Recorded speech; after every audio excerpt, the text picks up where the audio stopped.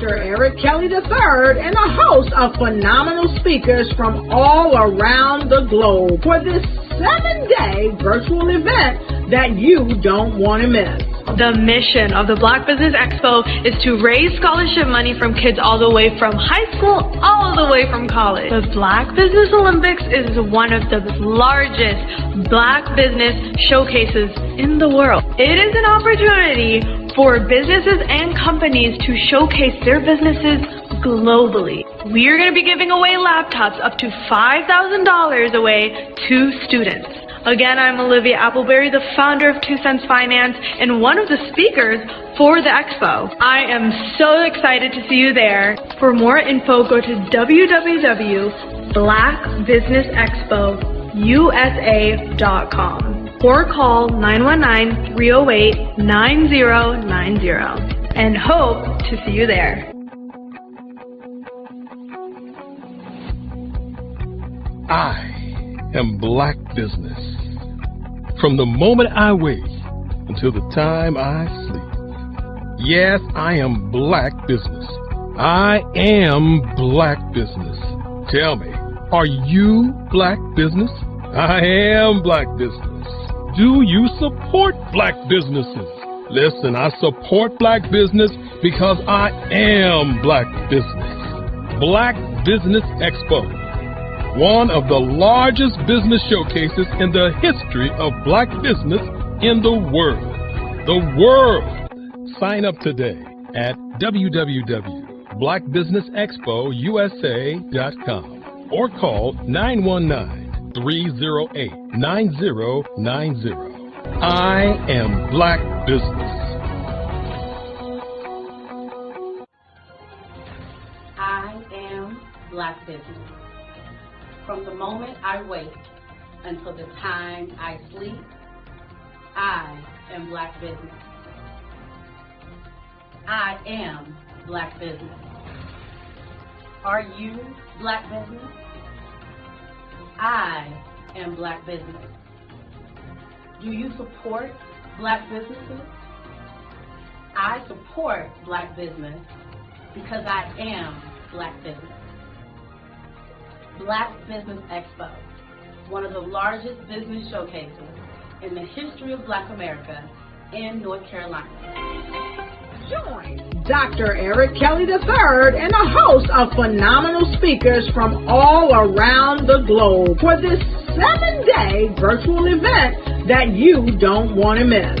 The mission of the Black Business Expo is to raise scholarship money from kids all the way from high school all the way from college. The Black Business Olympics is one of the largest Black business showcases in the world. It is an opportunity for businesses and companies to showcase their businesses globally. We are going to be giving away laptops up to $5,000 away to students. Again, I'm Olivia Appleberry, the founder of 2 Cents Finance and one of the speakers for the expo. I am so excited to see you there. For more info, go to www.blackbusinessexpousa.com or call 919-308-9090 and hope to see you there. I am Black Business. From the moment I wake until the time I sleep. Yes, I am Black Business. I am Black Business. Tell me, are you Black Business? I am Black Business. Do you support Black businesses? Listen, I support Black business because I am Black Business. Black Business Expo, one of the largest business showcases in the history of Black business in the world.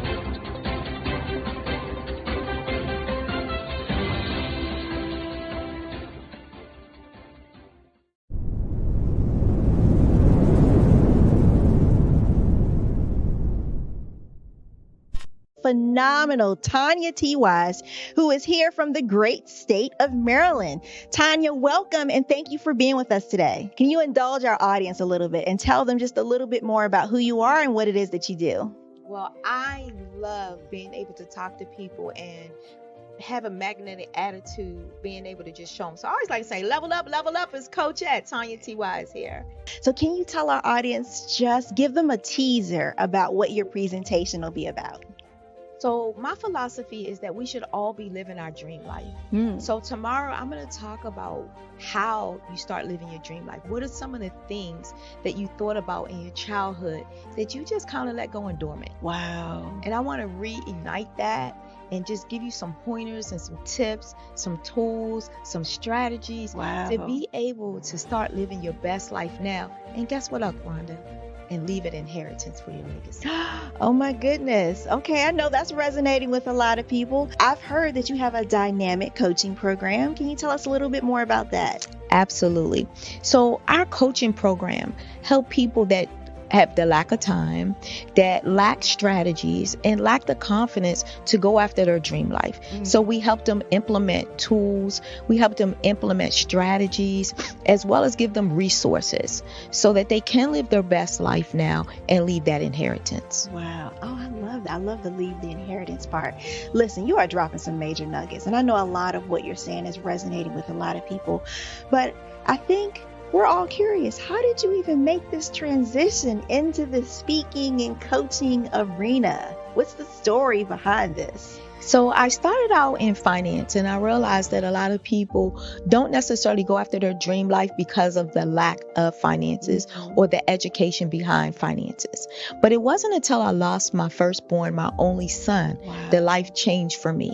And where I was going after it all, living the corporate life, hit my 6-figure income and living in my dream house with my dream man, driving my dream car. I nearly lost it all when I lost my son. And so I realized it only takes one financial catastrophe that can change your entire life. That's what made me start All New Beginnings. Because no matter what's going on in life, there's a new beginning.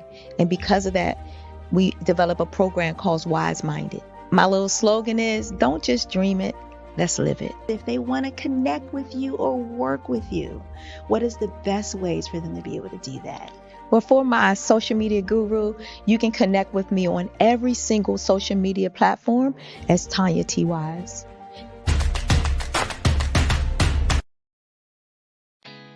Did you know women represent just 3% of Fortune 500 CEOs and less than 15% of corporate executives at top companies worldwide?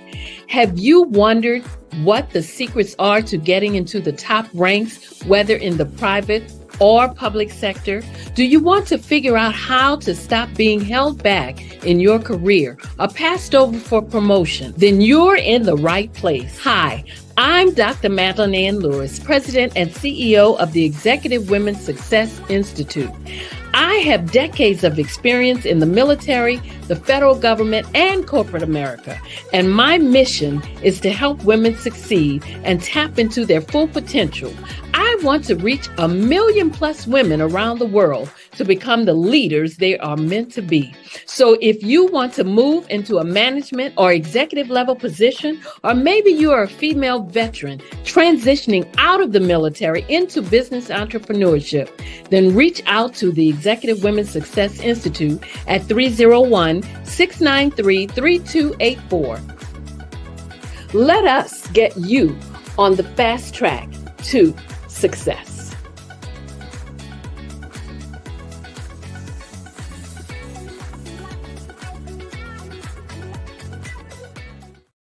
Over the past few years, we've seen the growth of existing and new initiatives focused on financial inclusion, building global networks, and reducing the wealth gap in response to the idea there's not enough seats at the table.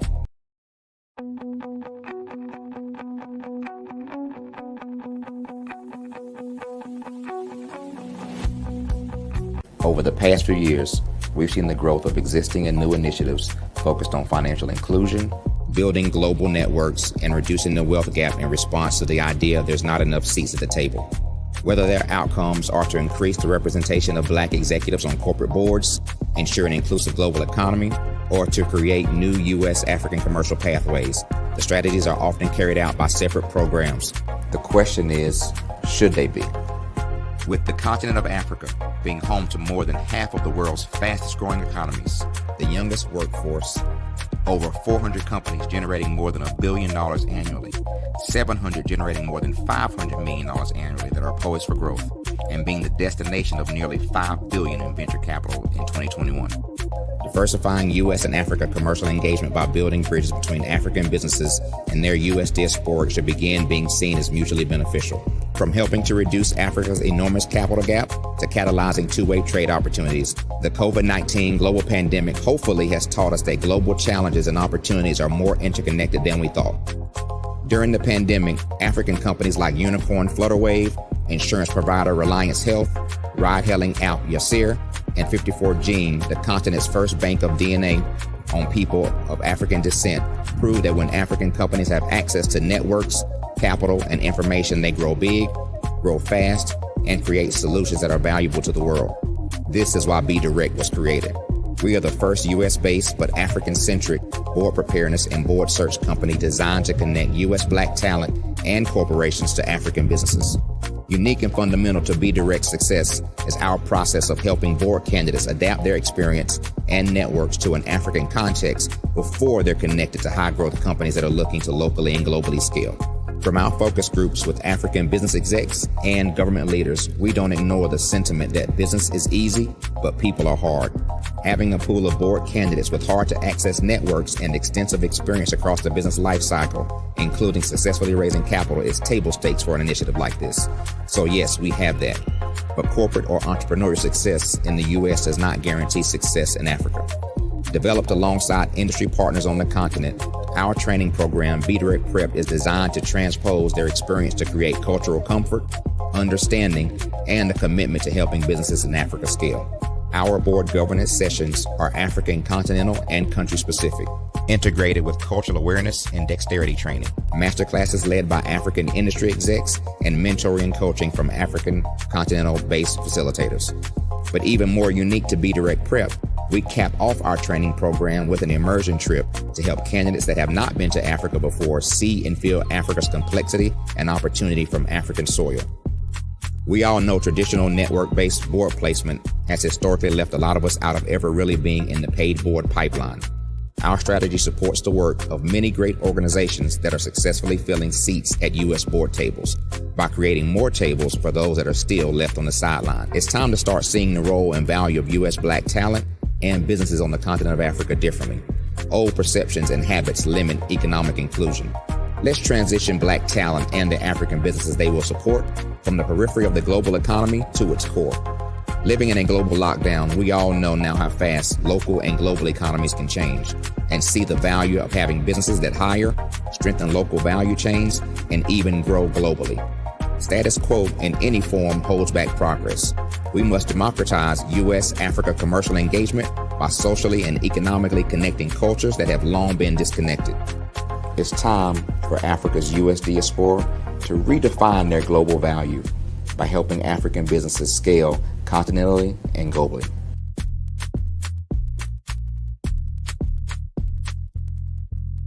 I was born in a little village on the island of Haiti. Many deadly diseases pounded me.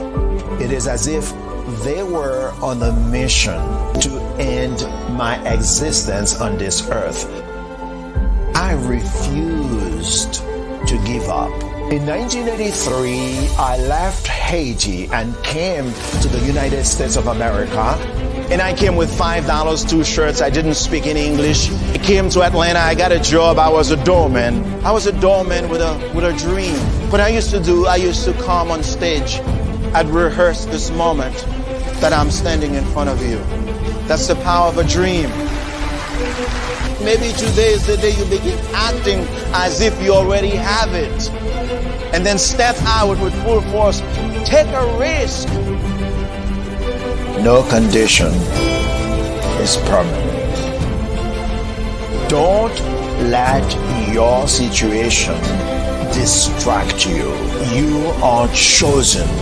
You are called. You are born for a purpose in this life.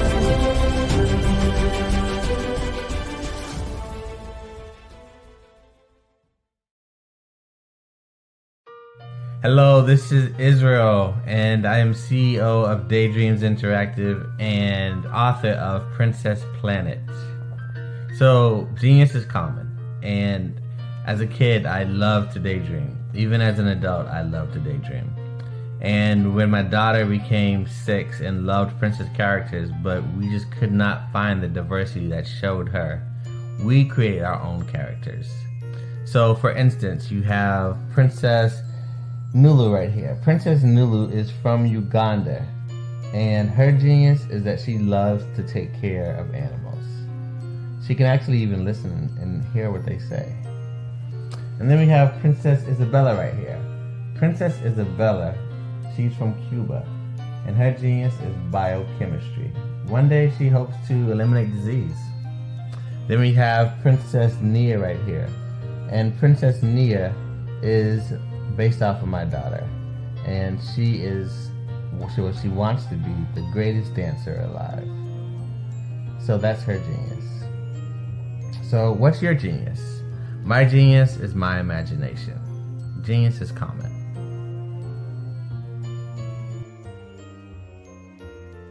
Artist to me is a creative expression of something from nothing. You know, it explodes onto the canvas, or it explodes on in my work. One of the things that I try to do more than anything is I try to just give the lines and the movements and emotions and expressions into to what I do. Art really means to me a chance to express how I feel deep down inside. Most of my art begins as a thought that I might have, you know, whether it's sports, whether it's history, whether it's a woman or a man. It pretty much starts as an idea of thought before I get into the actual image of what I'm going to draw. I do a lot of historical pieces. I was a history minor in college, and I love to do history pieces. And a lot of times I'm thinking about history, and then I try to make that history impact you as you look at it. That's one of the reasons I do pictures so large. People ask me, why do I do the pictures so big? And I tell them, I want the piece to impact them as they're looking at it. To kind of dominate them, dominate their space. And most of my pieces I try to do off page. I don't try to do anything that's going to be in those 4 corners or in a square. And I want your imagination to be a part of the piece that you're looking at.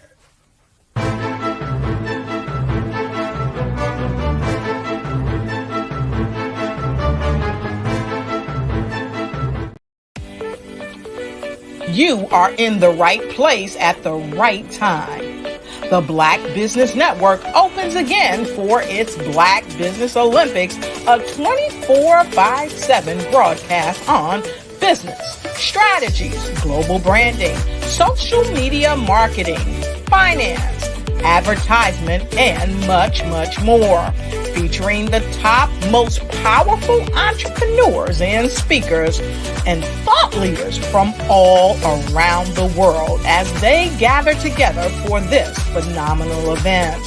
Join the Black Business Network streaming live into the metaverse, STEM City USA, Black Multiverse, Pod TV, Roku, Hulu, iHeartRadio, Apple TV, YouTube, TikTok, Instagram, Google Podcasts, Facebook, LinkedIn, IBM TV, Spotify, and Twitch. Tune in today and be a part of this amazing movement. The Black Business Olympics welcomes you.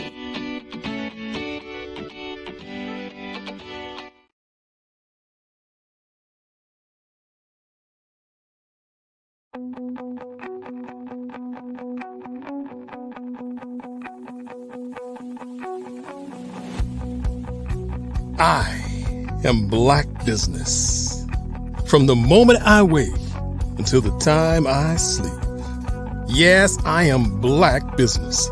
I am Black Business. Tell me, are you Black Business? I am Black Business. Do you support Black businesses? Listen, I support Black business because I am Black business. Black Business Expo, one of the largest business showcases in the history of Black business in the world. The world! Sign up today at www.blackbusinessexpousa.com or call 919-308-9090. I am Black business.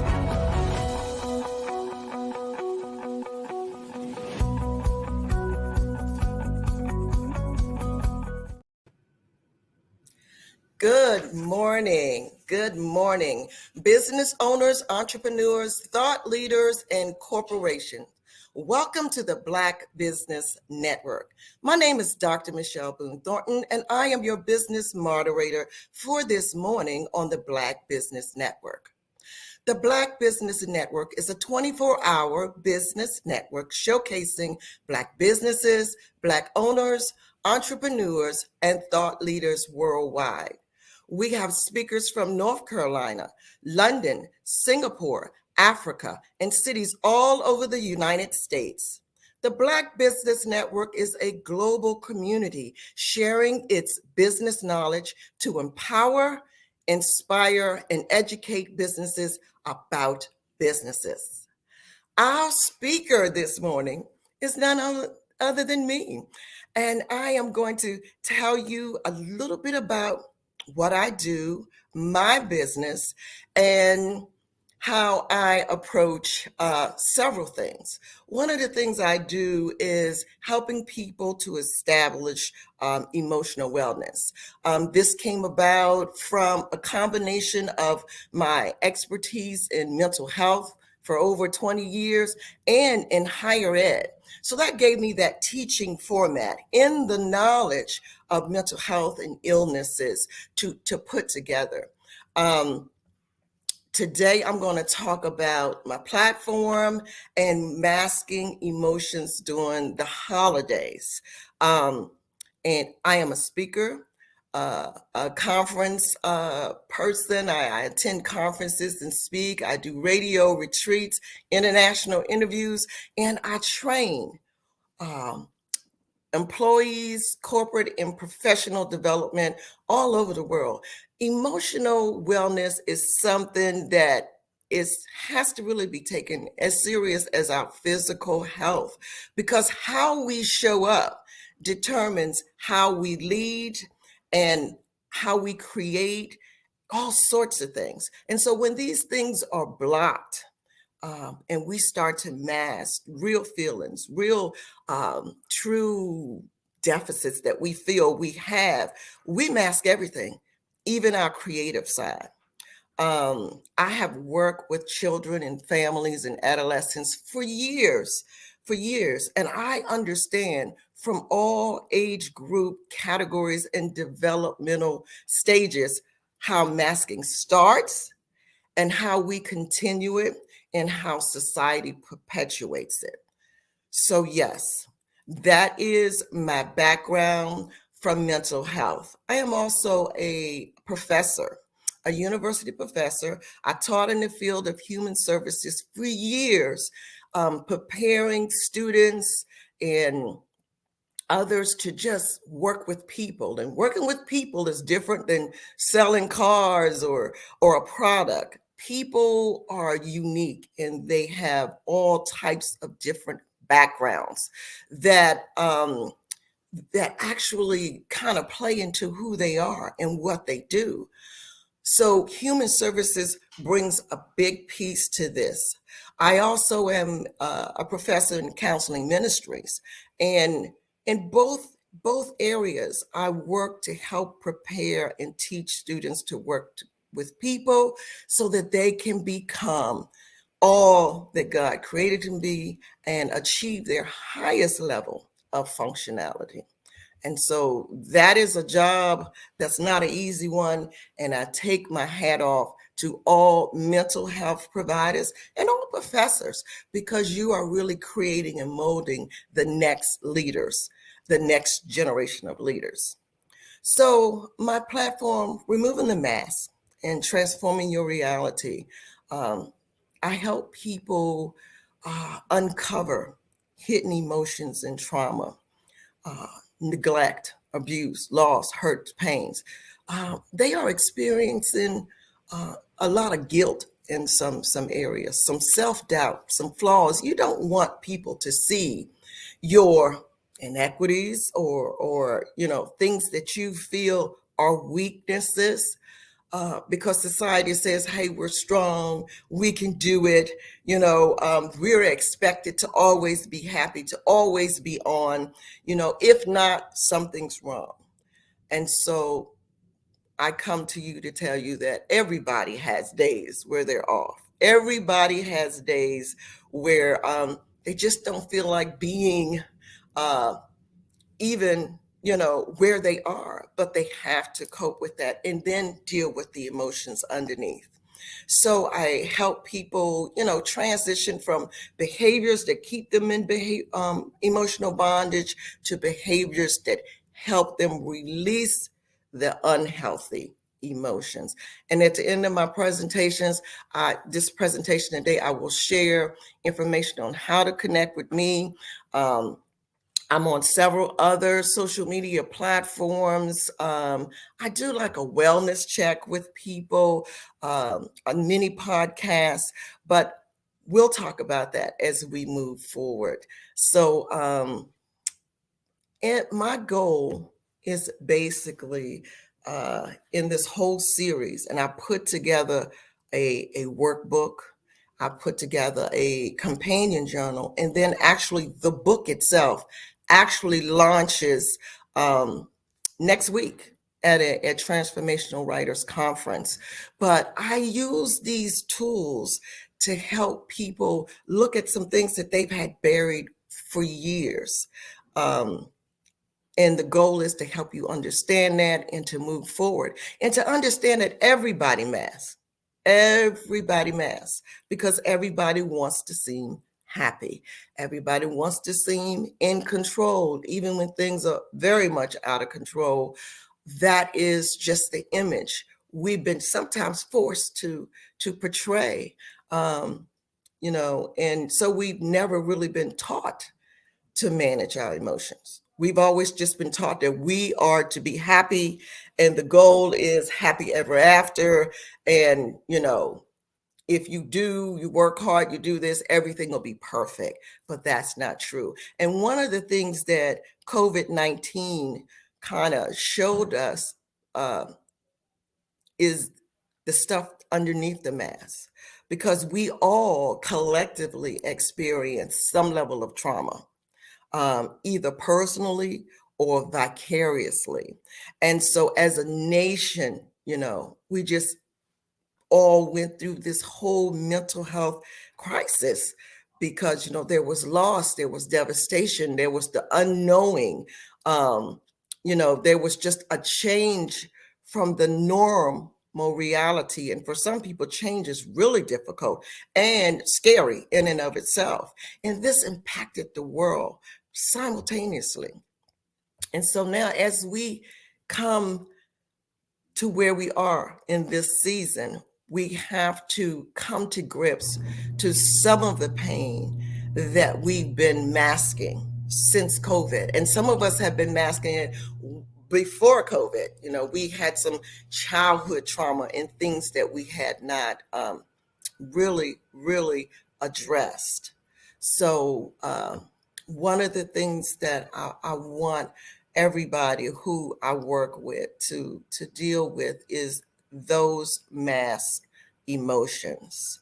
And for some of us, we wear a mask 24/7. Some of us can take it off at home. We can be ourselves. We can kind of let our hair down. We can do whatever we want to do. We don't have to worry about pleasing anybody else. But some of us still, when we come home, we still have to wear that mask at work, in our community, with our friends and colleagues and our family, because unfortunately, they only know the person that we portray outside of the mask. And I understand it. I get it. You wear a mask to kind of keep yourself protected, so that you're not really bombarded with all of the stress that's out there, all of the noise, all of the distractions. Sometimes we keep the mask on so that we really don't have to deal with loss, death, social injustice, social media, traffic, just this toxic political climate. We mask to stay safe, to keep ourselves safe. It is an honest dialogue that we need to start having with ourselves first. And so the workbook that I created gives you scenarios so that you can kind of look at your life and look at what you've been doing and how you've been handling it, and to help you move towards a more healthy way to deal with those feelings that have been repressed, so that you can begin being your authentic self. And I can remember just masking some of my own feelings, just going through life trying to be that wife, that perfect employee, that good friend, that sister, that person that supports everybody except me. And so when I started to unmask, people were like, "What's wrong? Are you feeling okay?" No, I'm just really being who I am. One of the things that we have to realize, especially as we approach this holiday season, is that we tend to mask on top of the stress that we start to feel during the holidays. We have memories of holidays, when we were younger, people who were there, who are not there now, things that have happened to us over the years. The holiday brings back a lot of things. We have to deal with some unresolved grief, some past trauma, stress, and excitement at the same time, and strained family relationships. Yes, that holiday is the time when the family comes together, and that can be good and that can be bad. But during the holiday, when we stop and we think about the fact that we may still be grieving the loss of anything that was maybe there the year before that's no longer there, a job, a family member, a person, a pet, it could be anything.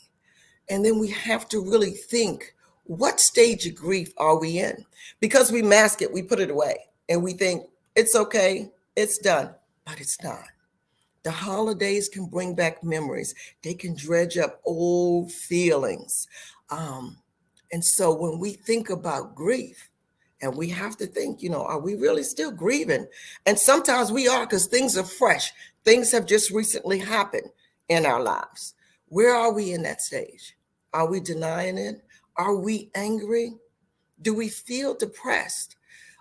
Depression is an emotion that people do bring into the holidays because of what they've lost from previous holidays.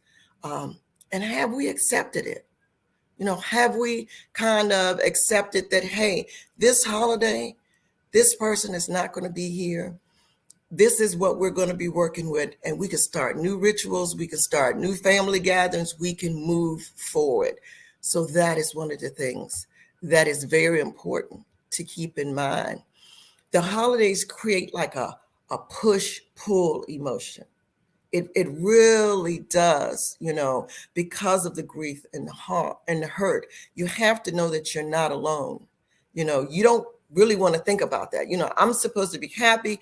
I put up the decorations. My house is beautiful. The tree is beautiful. Everything is beautiful, but I still feel this pain. But others suffer too. Everything can't be merry and bright, but peace and comfort still are attainable for you in the holidays. We have recently, with COVID, come through a high toll of loss, lots of losses on top of losses. There's gun violence, and there's suicide. It's happening every day. So these three dark forces really have altered the shape of many of our lives, as we approach these winter holidays. The grief we feel over people who are no longer there, and when we look at our table, it's very acute. When we look at the dinner table, who's there and who's not, it's real. So that's the push and the pull. The push to be merry and bright, and the pull of the grief and the loss. The stress from traumatic childhood is something that many of us still carry. We carry around.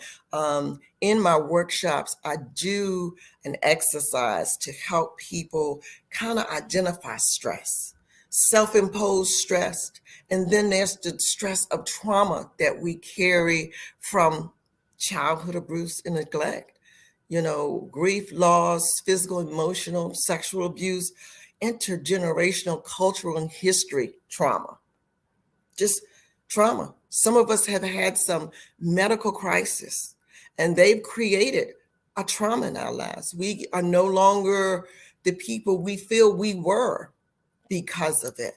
And there's uncertainty, the wellness, the sickness, that type of thing. What course will this take? And so that is traumatic in itself. Some people have, people in the military who overseas, and we have wars in Gaza and Israel and everywhere. So this is just something that is in our environment, and we don't want to deal with it every day. In fact, we want to wake up and be happy and move forward and be grateful, and we should. But those things are up under that mask, those emotion, that stress. We think we're burying it, and we're not. A lot of people dealing with a lot of stress deal with a lot of physical ailments, because stress can cause migraines and headaches and things. And one of the things we talk about in the workshops are physical conditions. And a lot of those conditions deal with stress. I have a young woman who has a great job in corporate America, but she told me that, when she went for her last checkup, which she put off because of all of the other engagements she has working in corporate America, she finally went, and her blood pressure was just out of this world, and it was just, the cholesterol and all of the things that we check. And it was directly related to the stress of her job. And she said to me, I don't understand. Again, that push-pull. This is my dream job, and I love what I do. But your body needs rest. And the stress that you take on, and a lot of time, a lot of people get in jobs and they overfunction. They overfunction because some people have control issues. Some people don't like to delegate. Some people are trying to prove themselves to the organization, and some people are just excited. And I know people who, when they get an idea, they get worked up and they're on it 24/7, and everything else kind of goes to the side.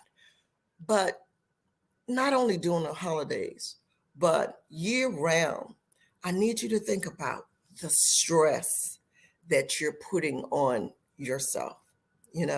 When you stay stressed, you put your brain into this fight and flight mode. And I've talked about that before, and that's okay.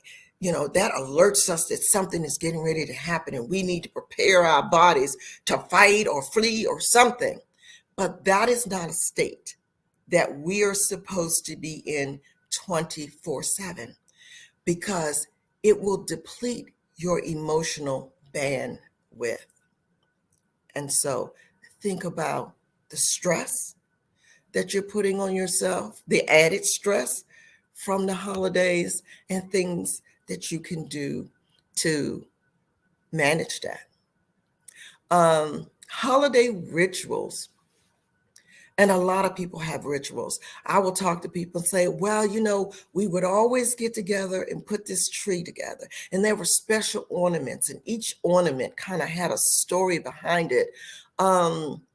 Family dinners. This aunt would bring that cousin would bring that, holiday gifting, special desserts, and so many other things play a significant role that shapes who we are over the holidays and during the holidays. And when someone is missing, we recognize that. And that should be an opportunity just to celebrate that person, who they were and what they brought to it. And even though the initial ritual may be interrupted with the intense sadness and despair that we feel about people we lost, let's get together and think about new ways, new rituals with the people we have, and then pass those things on. Just pass them on with your children and your children's children. And so, yes, the holiday can be a great time. It can be a great time to spend time with family. Technology is wonderful, but it can take us away from family. It puts that distance there. And holidays give us the opportunity for human connection. And we were created to connect with one another. So just be in the moment, be present, be with your family. Don't worry about thinking about the food or the presents and all this other thing. Just enjoy the people who you are with. According to the American Psychological Association, the top 4 main stresses of the holiday are difficult family conversations. Because we're together, we haven't seen each other in a while. This might be time where we get some news, somebody's sick, somebody's ill, something has happened. The second one is the pressure of gift giving. And not only the pressure of it, what to give, what to gift, are they going to like it? And thinking about what it is they like and trying to remember what they don't like. Gift giving, it should be from your heart. And it doesn't have to be overly expensive. And that brings us to the number 3 stressor, finances. If you have a budget, stick to your budget. Stick to your budget. Identify the people that you're going to buy for and do that. I have a friend who says, I have adult children. They're grown. They can do what they need to do. I will buy for my children's children, my grandchildren, and other people in the community that I just want to reach out and say, I'm thinking about you, or something like that. Or you can do a gift game. You select a name out of a hat, but you should not go over your financial limits during the holiday, because that is going to add stress, and those bills will roll in January and keep rolling in. Manage your expectations. Okay. A lot of people will go into the holiday and say, we're just going to have this fabulous time. We go this, that, and the other. And then things don't work out. So take into consideration, if that doesn't happen, do a plan B, or we can do this. But focus on the people that you're with. The Airbnb might not be what you expected, but the people who are there because they love you and you love them. There is this false thing that goes around that says suicide rates during a holiday are high. And people really think it's like Christmas and New Year's. Because it's often associated with feelings of joy and love and happiness. And when this doesn't happen, or when the stress of the holidays, starts to mount, that people, will take their own lives. But this is not true. This is an oversimplification of a complex and a multifaceted nature of suicidal behavior. It's not true. This type of oversimplification can kind of just lead to people not getting the support that they should get. For those struggling with ideas of suicide, I absolutely say, hey, this can happen anytime, holiday or anytime, and seek that mental health support that you need. Contact a crisis line, deal with it on that level. Many factors can contribute to mental health conditions. It can be life events, stress. It could be anything. It's not just one time of the year. So keep that information in mind as you move forward. So I don't want to tell you all of this and say, oh, okay, she's my holiday. No, I want you to enjoy your holiday. And I'm going to give you some tips to cope with your grief, because we're all experiencing some level of grief. Allow yourself the space to acknowledge any losses that you've had, the despair or the hurt that you're feeling. Stop trying to mask it. Allow yourself to feel it. Don't pretend your feelings don't matter, because they do. They do. And they will do more harm if you don't acknowledge them and act like they don't exist. So acknowledge them, get them out. You can talk about it at the table, how much you miss auntie or a mom or dad. Talk about it, get it out. Work through it as a family. Allow yourself that space, and don't isolate yourself from others. Social connection has a great healing power. It really does.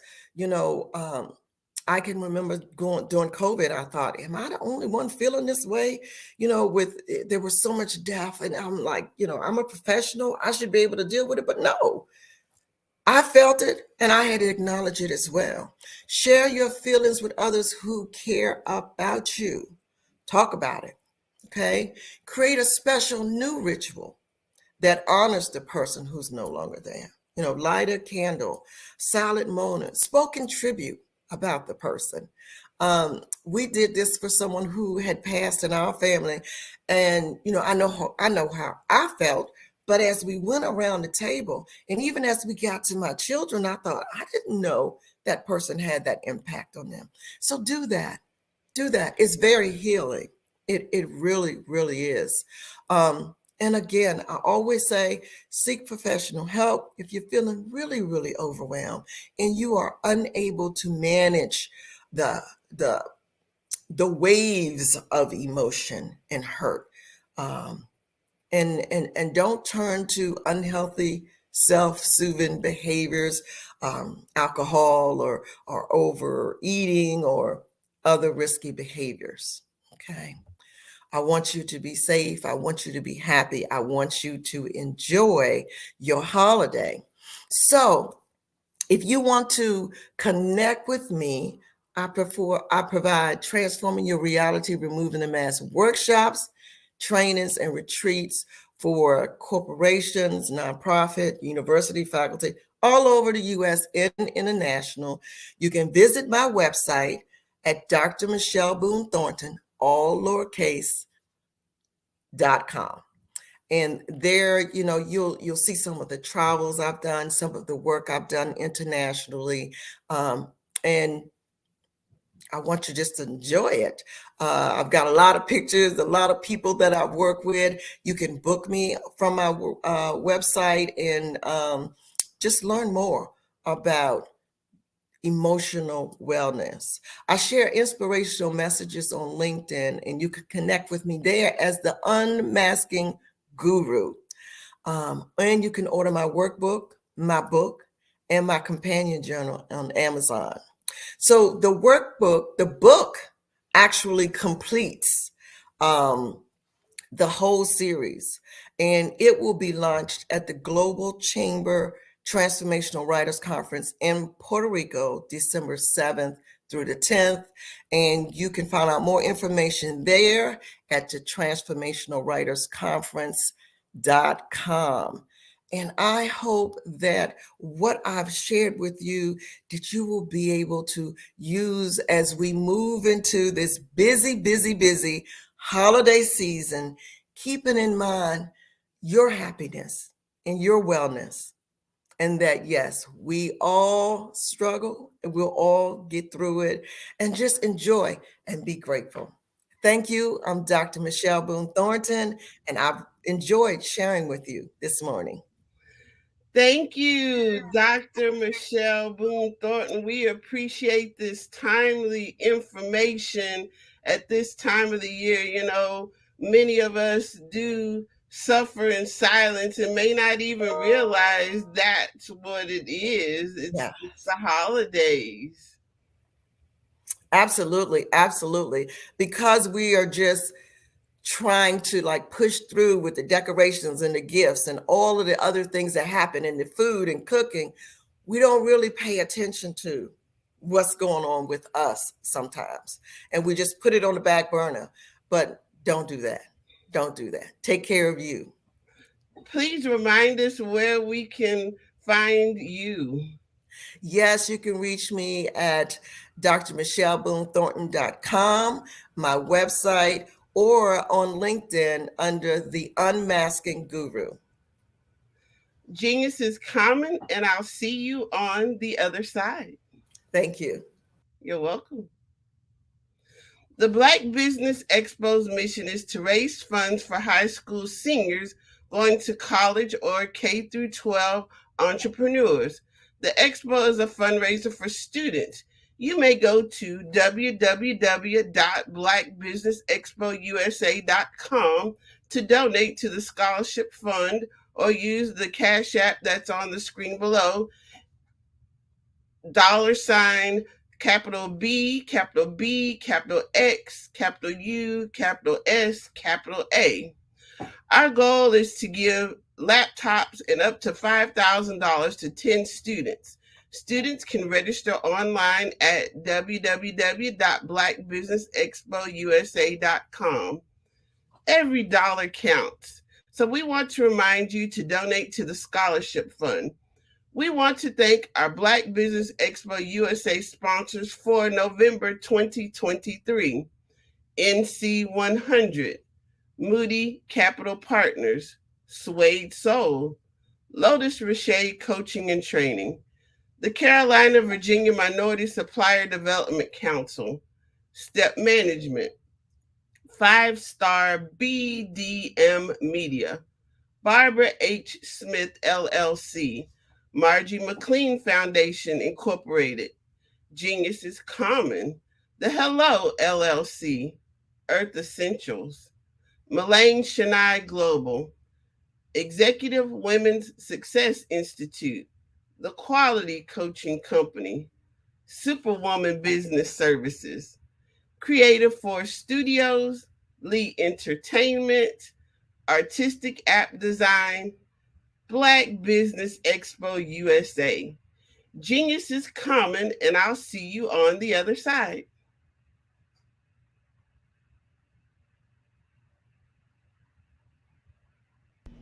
Why do I do what I do?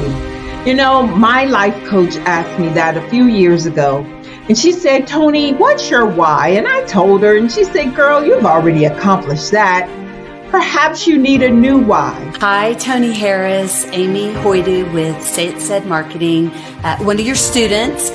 And just wanted to say thank you, Tony Harris, for spending so much time with me and giving me that boost in my business that I so drastically needed.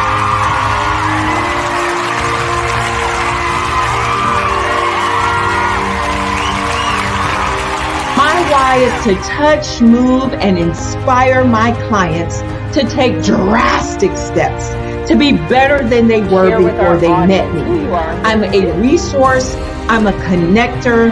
I want to help people build deeper relationships that are beneficial to their life and business. That's what I do best. So, first thing you got to do is show up. And speaking is a way to magnetically attract your ideal client to you. How many of you use social media that way? Absolutely, and this is how you look to the world. Drastic steps are the steps that are needed to be successful. And my business is drastic denotes a mindset. Getting out of your comfort zone, doing something that you don't necessarily feel comfortable doing, want to do, but you know it's a necessary step to be successful in your business. I get the most satisfaction when I see my connections flourishing into relationships long after I am gone. Hi, my name is Jasmine Augustine with Media Jasmine, and I've joined several networking and referral groups in the area. And Network in Action Northeast Houston with Tony Harris Taylor is one of the best organizations that I've joined. I love that piece of what I do, and it is what fuels my fire.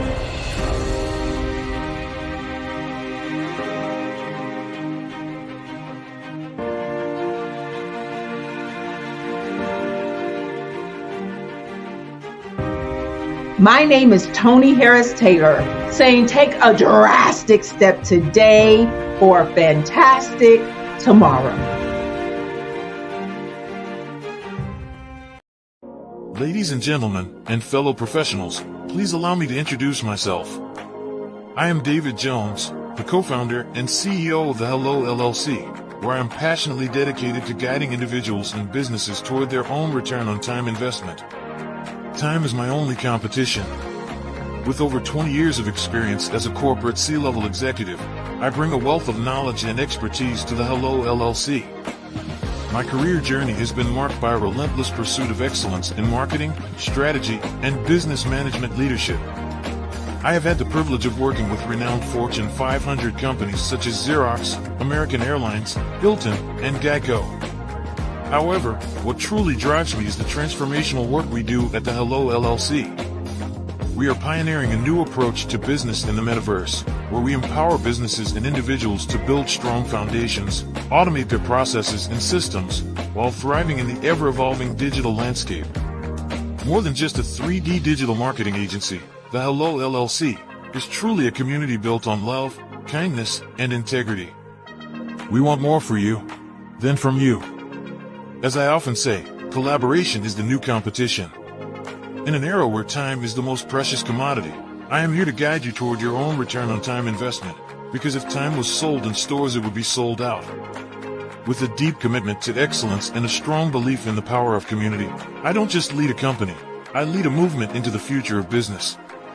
Ladies and gentlemen, it is both an honor and a pleasure to be your guide on this remarkable journey. I am David Jones, and together, we will embrace a future marked by success, collaboration, and the transformative work we do at the Hello LLC.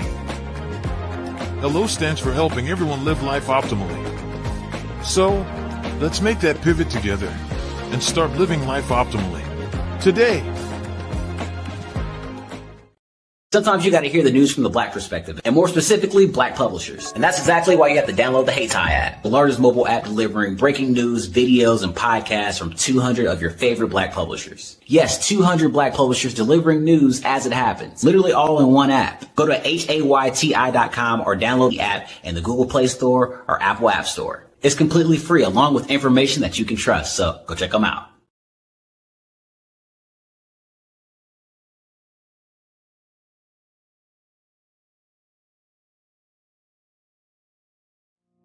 Did you know that approximately 333.34 million businesses exist today, according to a report from 2021? And you may be one of those businesses, or maybe you're not in the business market yet, but you're aspiring to be a business owner.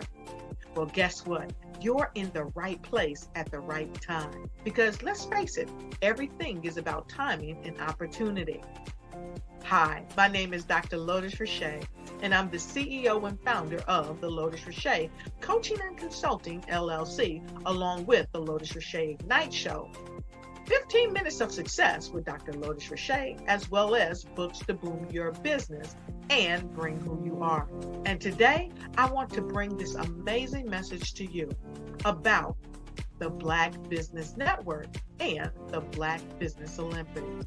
See, the Black Business Network and the Black Business Olympics is designed to help people just like you, that's right, that look like me, to take their business to the next level. Not just in your front yard or your backyard, but globally. The Black Business Network and Black Business Olympics is designed not to just help you survive, but to help you thrive. So join us today as we come together with businesses all around the world to support our students, our children, our young teens, our young entrepreneurs. What we do is we come together to help raise funds for students who are aspiring to be business entrepreneurs, who are aspiring and who are thriving in college. We endow them with a wonderful opportunity to gain scholarship of either a laptop or several thousands of dollars. And we invite you to help be a contributor to this amazing opportunity to help someone that looks just like you. So join us today at our website and let us connect with you and help you ignite and take flight in every area of your life on the Black Business Network and the Black Business Olympics. I'll see you on the other side.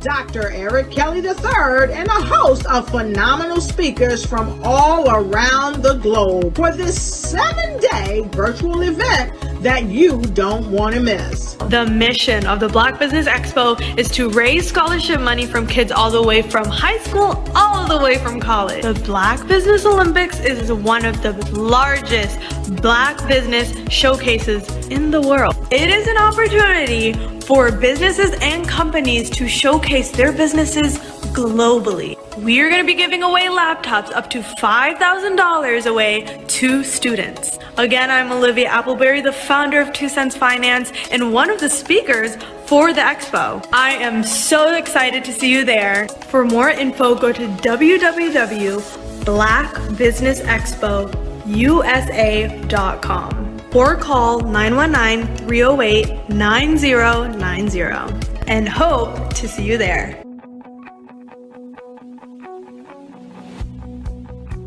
I am Black Business. From the moment I wake until the time I sleep. Yes, I am Black Business. I am Black Business. Tell me, are you Black Business? I am Black Business. Do you support Black businesses? Listen, I support Black business because I am Black Business. Black Business Expo, one of the largest business showcases in the history of Black business in the world. The world! Sign up today at www.blackbusinessexpousa.com or call 919-308-9090. I am Black Business. I am Black Business. From the moment I wake until the time I sleep, I am Black Business. I am Black Business. Are you Black Business? I am Black Business. Do you support Black businesses?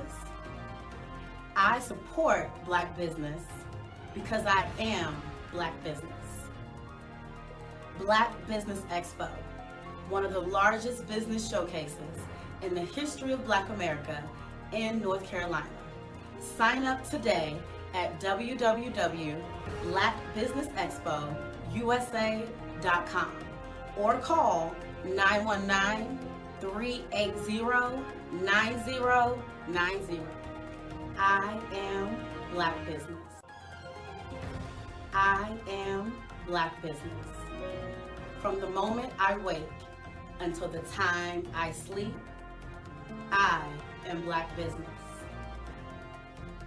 I am Black Business. Are you Black Business? I am Black Business. Do you support Black businesses? I support Black business because I am Black Business. Black Business Expo, one of the largest business showcases in the history of Black America in North Carolina. Sign up today at www.blackbusinessexpousa.com or call 919-380-9090. I am Black Business. I am Black Business. From the moment I wake until the time I sleep, I am Black Business. I am Black Business. Are you Black Business? I am Black Business. Do you support Black businesses? I support Black business because I am Black Business. Black Business Expo, one of the largest business showcases in the history of Black America in North Carolina. Sign up today at www.blackbusinessexpousa.com or call 919-380-9090. I am Black Business.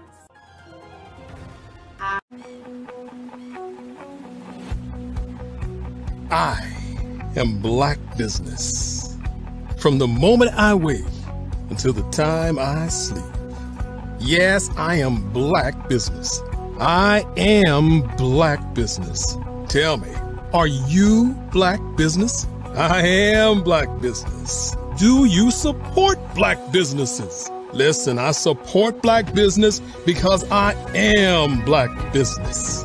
Black Business Expo, one of the largest business showcases in the history of Black business in the world. The world.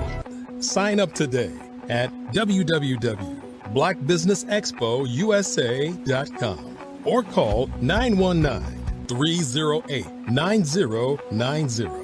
I am Black Business.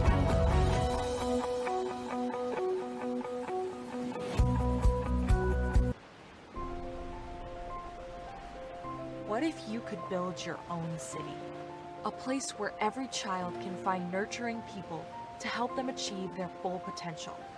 A place where every adult can access job training support, where health education is abundant, where social justice ruled the land. A place without limitations. Welcome. You have arrived at STEM City USA. It is what every city should be. A safe and trusted community where you find people and resources to help you become everything you are and beyond. STEM City is unlike anything you have ever experienced. It is a digital twin of the world around you, only better. STEM City is about energy and soul renewal. It is more than a digital world. You can almost feel the power of live cultural events, music, and theater. STEM City promises a better future for children with caring mentors and hands-on activities with dedicated tutors to support our youth.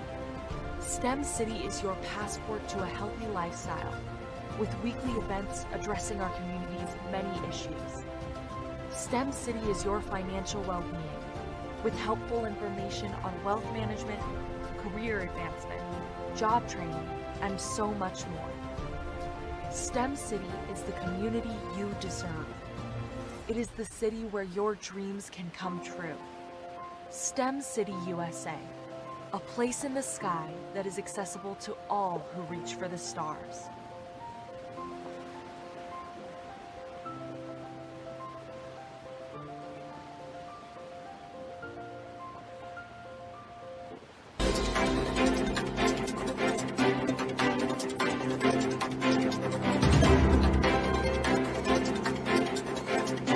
I'm Ramon Ray, founder of Smart Hustle Magazine and smallbiztechnology.com.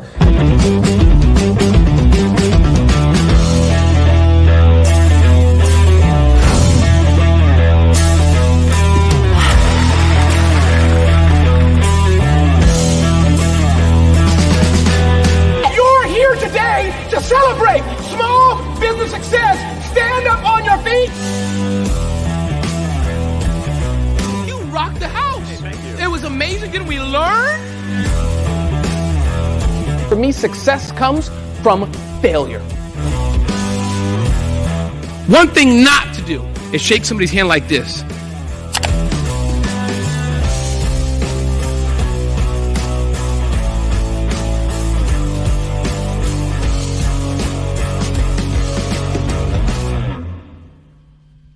I was born in a little village on the island of Haiti. Many deadly diseases pounded me. It is as if they were on a mission to end my existence on this earth. I refused to give up. In 1983, I left Haiti and came to the United States of America. And I came with $5, 2 shirts. I didn't speak any English. I came to Atlanta. I got a job. I was a doorman. I was a doorman with a dream. What I used to do, I used to come on stage. I'd rehearse this moment that I'm standing in front of you. That's the power of a dream. Maybe today is the day you begin acting as if you already have it. And then step out with full force. Take a risk. No condition is permanent.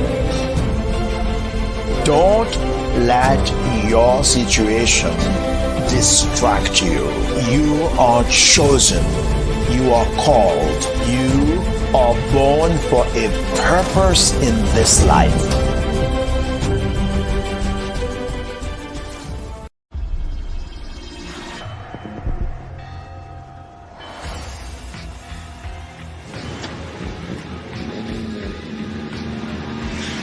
La connexion. La connexion.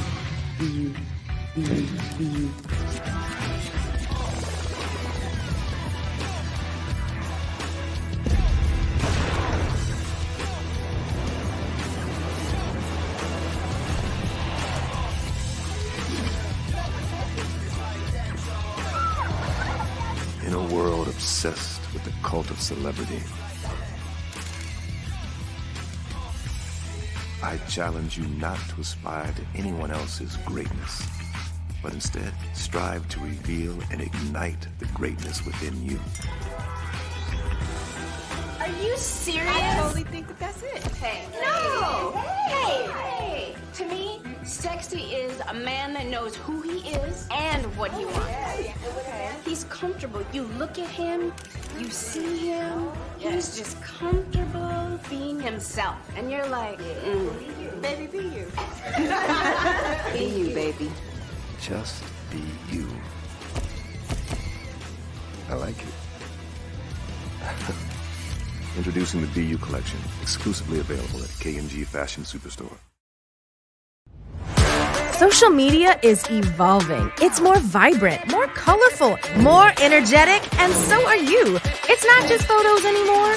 It's video, it's audio, it's subscriptions. And now there's Fanbase, a new monetized social network.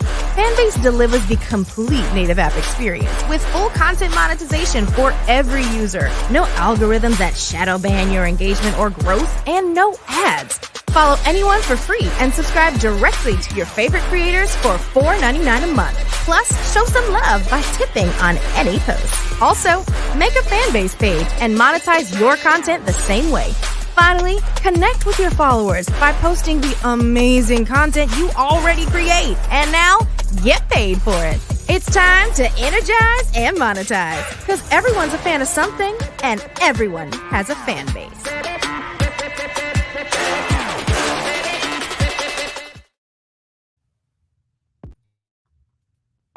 The Black Business Network and Black Business Olympics are essential platforms for Black business owners globally. They provide the tools and support you need to succeed in today's competitive marketplace. Join us today as we collaborate together with businesses from around the world to support our children, students, and young future entrepreneurs, Black businesses and corporations. We raise funds for students going to college and young entrepreneurs who are aspiring to be business owners, and we invite you to be a contributor today. Visit the website www.blackbusinessexpousa.com to connect with and learn more about how the Black Business Network and Black Business Olympics can help you not only share your amazing business story to businesses, but also serve future generations.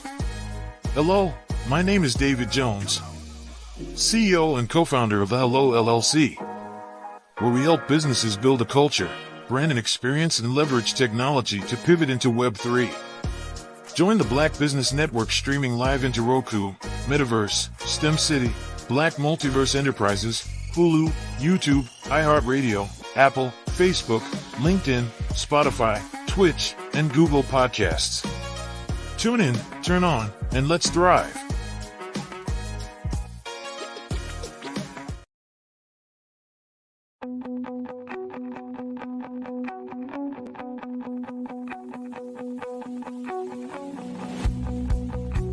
I am Black Business. From the moment I wake until the time I sleep. Yes, I am Black Business. I am Black Business. Tell me, are you Black Business? I am Black Business. Do you support Black businesses? Listen, I support Black business because I am Black Business. Black Business Expo, one of the largest business showcases in the history of Black business in the world. The world!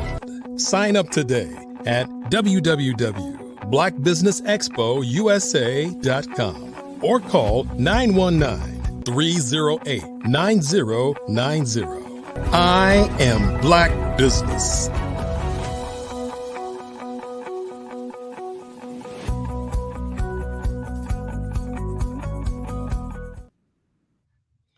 Good morning, business owners, entrepreneurs, thought leaders, and corporations.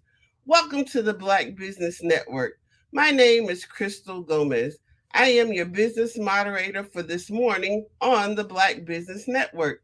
The Black Business Network is a 24-hour business network showcasing Black businesses, business owners, entrepreneurs, and thought leaders worldwide.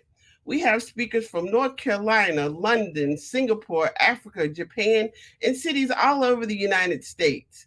The Black Business Network is a global community sharing its business knowledge to empower, inspire, and educate businesses about business. Our next speaker is Robert Cheeseborough. With over 20 years of experience in marketing and communications, Robert is a passionate and creative leader who drives brand evolution, content innovation, and organizational communication for diverse clients and teams. As the principal solutionist, CEO of Crescendo International, he delivers exceptional communication solutions that combine visual and result-driven approaches with a focus on human capital and DEI advocacy. Some of his key achievements include revitalizing employee engagement, leading crisis communication, and building cohesive teams across departments and industries. He has a proven track record of increasing customer satisfaction, media coverage, and social media presence for clients such as FleetCor Technologies, Harlan Clark, Los Angeles Lakers, and Clean Start Miami. He also holds a social media strategist certification and a bachelor's degree in business and corporate communications from Full Sail University. He is always eager to learn new skills, explore new challenges, and collaborate with forward-thinking professionals. I present to you Robert Cheeseborough. Good morning. Good morning. How are you doing? I'm well, thank you. How are you? I'm excellent. Can't complain at all. Genius is common, and I'll see you on the other side. Sounds good. Good morning, everyone. So today, I am going to discuss brand. When it comes to Black business, I want to make sure that we take the time to develop our brands so that it stands against any brand in the nation, any brand globally, the look, the feel, because most people shop, most people spend with their eyes. So if your look isn't there, if the feel and concept of your brand isn't developed, you're not going to excel the way you can. So I want to discuss that. First and foremost, when it comes down to your brand identity, you want to make sure you have your core values in place. You want to know your mission, your vision, and your core value statement.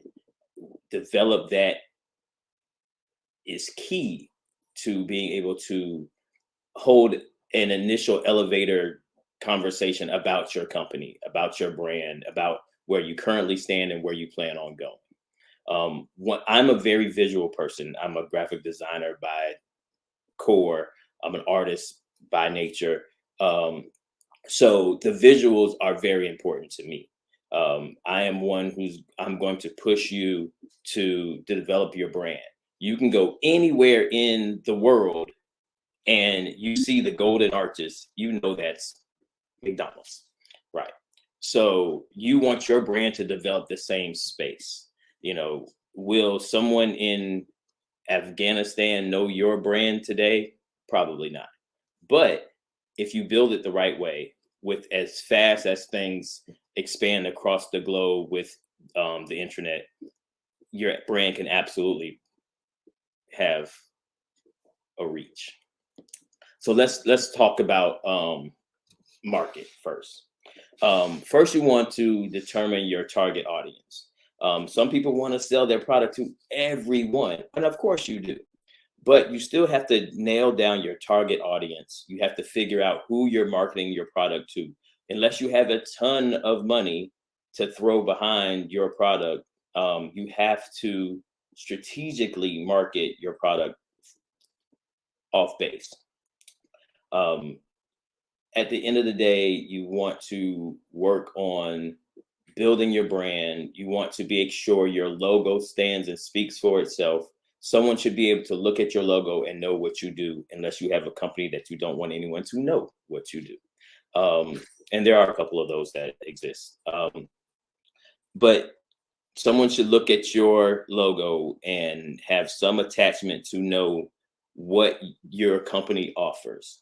It should open the door, at least. It helps your process. Determining your audience is key. Because that determines your voice, that determines your identity, your personal identity of the brand itself. How you are as a person doesn't necessarily equate to how your brand views things and responds to things, because you have to be in a position to have a political stance on everything. Everything that's happening across the country, across the world, is something that can affect your brand. As early as late as this morning, Elon is in trouble because he said something, and he's getting pushback on X because of it. You have to be careful what you say. You have to be careful what you stand for. And one thing I would suggest is making sure whatever you do decide to stand for, you stand for it completely, and you stand on that ground, and you're willing to die on it. That's your company voice. That's your your entire brand is based on the personality that you create for your brand. You want to make sure your tone is very clear, and it doesn't have to be clean. It just has to be consistent. I have companies that I manage, and they have a very clean, very vanilla stance when it comes down to the tone of their company. But then I have some that push the envelope. You know, how a company like Pinky's Black owned Slutty Vegan, and how they market is completely different than how the regular pizza spot around the corner will market. So you have to pay attention to that. The next thing that's most important for me is your visuals.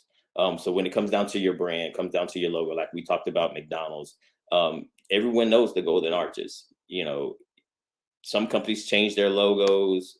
I've seen probably 8 different Burger King logos, whereas McDonald's has never changed their logo. You have to decide which lane you want to jump in with that, and stick to the ground.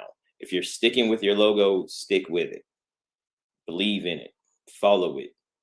You know, and at the end of the day, really what you want to do is you want to get your employees to become walking and talking billboards for you. You want to make sure that your brand is something that someone would want to have displayed on their person, whether that's on a shirt, on a hoodie, on a sweatshirt, on a sticker on their car, on a flag, anything. You want to make sure that you're seen. You want to make sure that your logo stands for something. How I would suggest designing and coming up with your logo. I personally still strive and still develop logos and brands off of the golf ball technique, which is once you create your logo, impose it over a golf ball. Because how perfectly imperfect a golf ball is, with the little dots and the little divots in it, if your logo can stand that and put on that arch and put on that ball and hold up, and you can tell what it is, then your logo's in the right space. You want to make sure you dig into your color schemes, pay attention to it, because as you can tell, some companies use certain colors, some companies don't. Certain fields are big on different colors. One thing I've noticed recently is banking. Banking has expanded their color schemes. Everything was green, very little red. Now you see red and burgundies and golds and purples and everything, you know. So you have to be able to expand your brand, expand your logo, and don't tie it into the color scheme specifically, because there are elements and there's times there colors change, you know, with the different movements and different things that happen. There are logo change, color scheme changes that happen, and you have to be able to move through those as well. One key when it comes down to your brand, I really feel like I'm just rambling on, but hopefully this sticks with a lot of people when it comes to starting that new business that you have in your mind that you've been walking around with for the last, who knows, start your project. The only no that you can't overcome is the no from not asking. So start your project. But okay, back to the story here. So we talked about the visuals. We talked about your logo design. We talked about how you can create that. We talked about color and color scheme. Color is important, but I wouldn't overly attach to the color. We talked about the brand personality. We talked about the tone and voice of your company. And you have to also, again, go back to the tone of your company and your personal tone do not have to match. They just don't. You can stand for completely different, in a completely different space, for the business aspect of what you do. Let's see, we talked about market research, your audience, determining your audience is key, and how to reach the said audience. Okay. Now, let's see, we talked about brand, we talked about your messaging. Let's go to marketing, obviously, right? So of course you want to pick which channels you utilize. You want to pick that based on the channels that your audience uses. If you have a product that is youth-based, you really want to go with a platform that's that targets them. You won't. I wouldn't put a product that is made for teenagers on Facebook. Not anymore. It's not relevant to them. But like, my kids love TikTok. My kids love Instagram. So if you have products that go and fall into that space, make sure that's where you're targeting your advertising. And then you want to plan out your content. You want to make sure you cover all of the major events. Obviously Christmas is coming up, so you want to make sure you target and focus on all of those. But you also want to hit the underlying events, smaller things. You want to touch local things. Do not step away from the local base. People knowing that you're from this area and you started this product, a lot of people will support you. You have to make sure you reach your target audience in your local space first. Content. You want to make sure you figure out what interests your audience. That way you can plan your content. But there's a space where you can also step outside of the normal.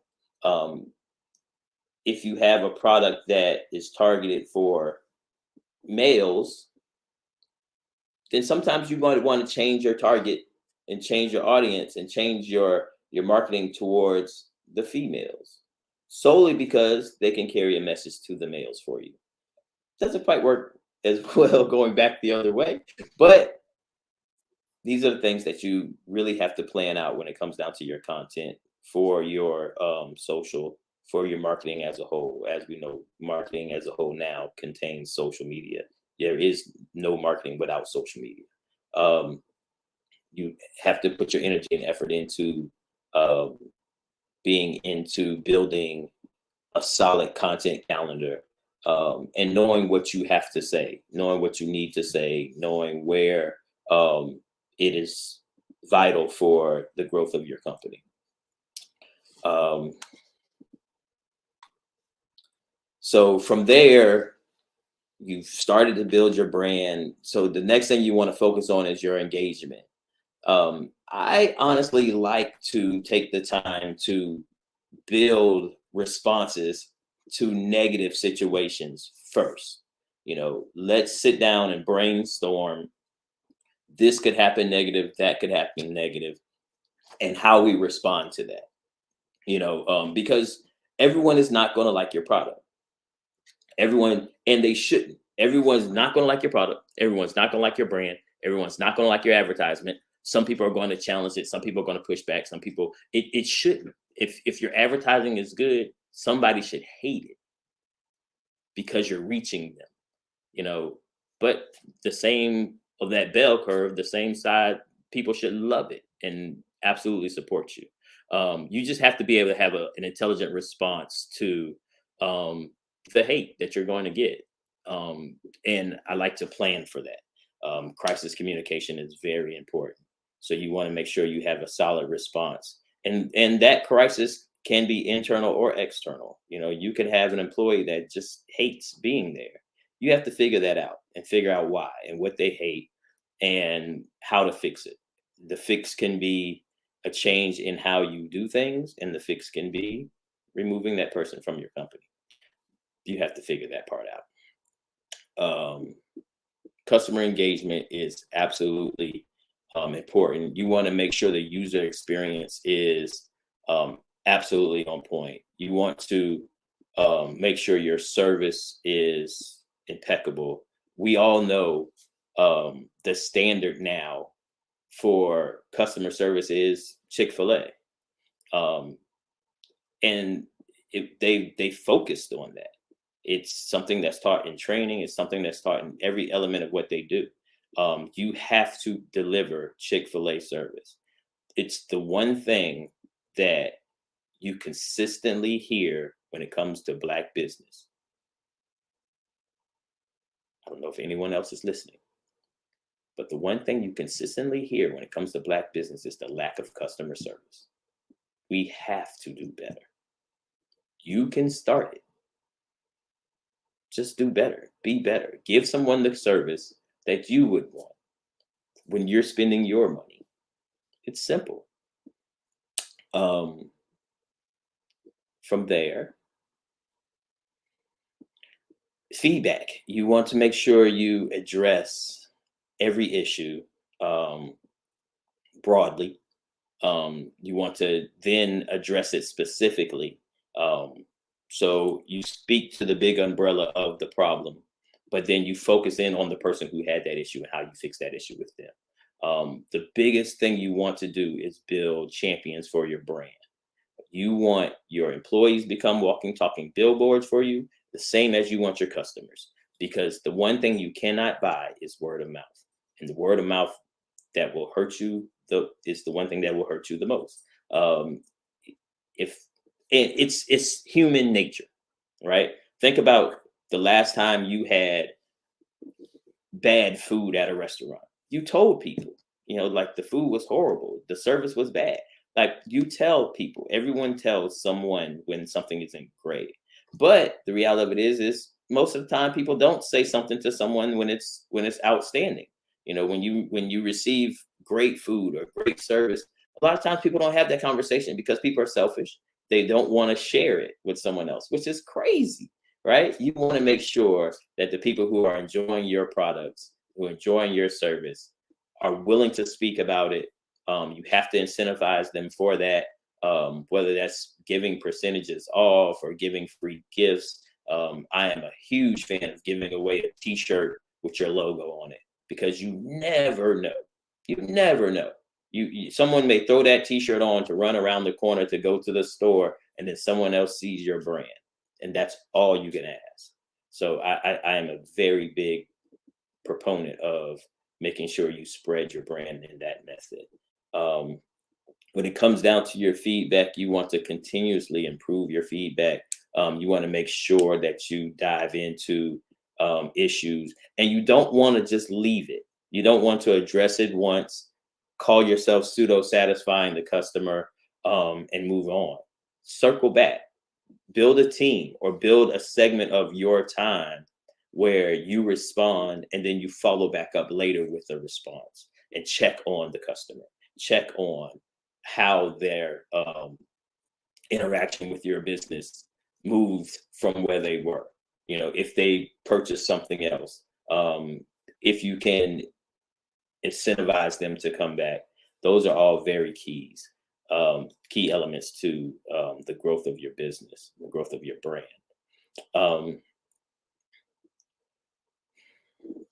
KPIs are important, your indicators are important, and that's how you can truly track your brand.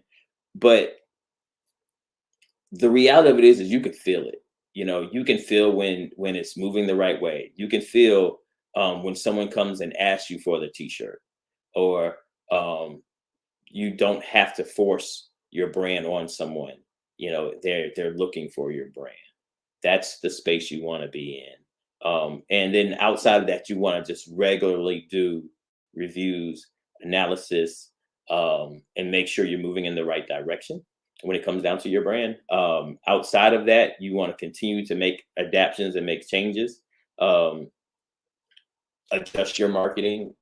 Some things work, some things don't. Some things work based on the timing. And you have to determine, if you put out a project, put out a marketing campaign and it doesn't take off, is it timing based? You were in the wrong space when you launched that? Or is it the product itself? Or is it just the marketing that you used?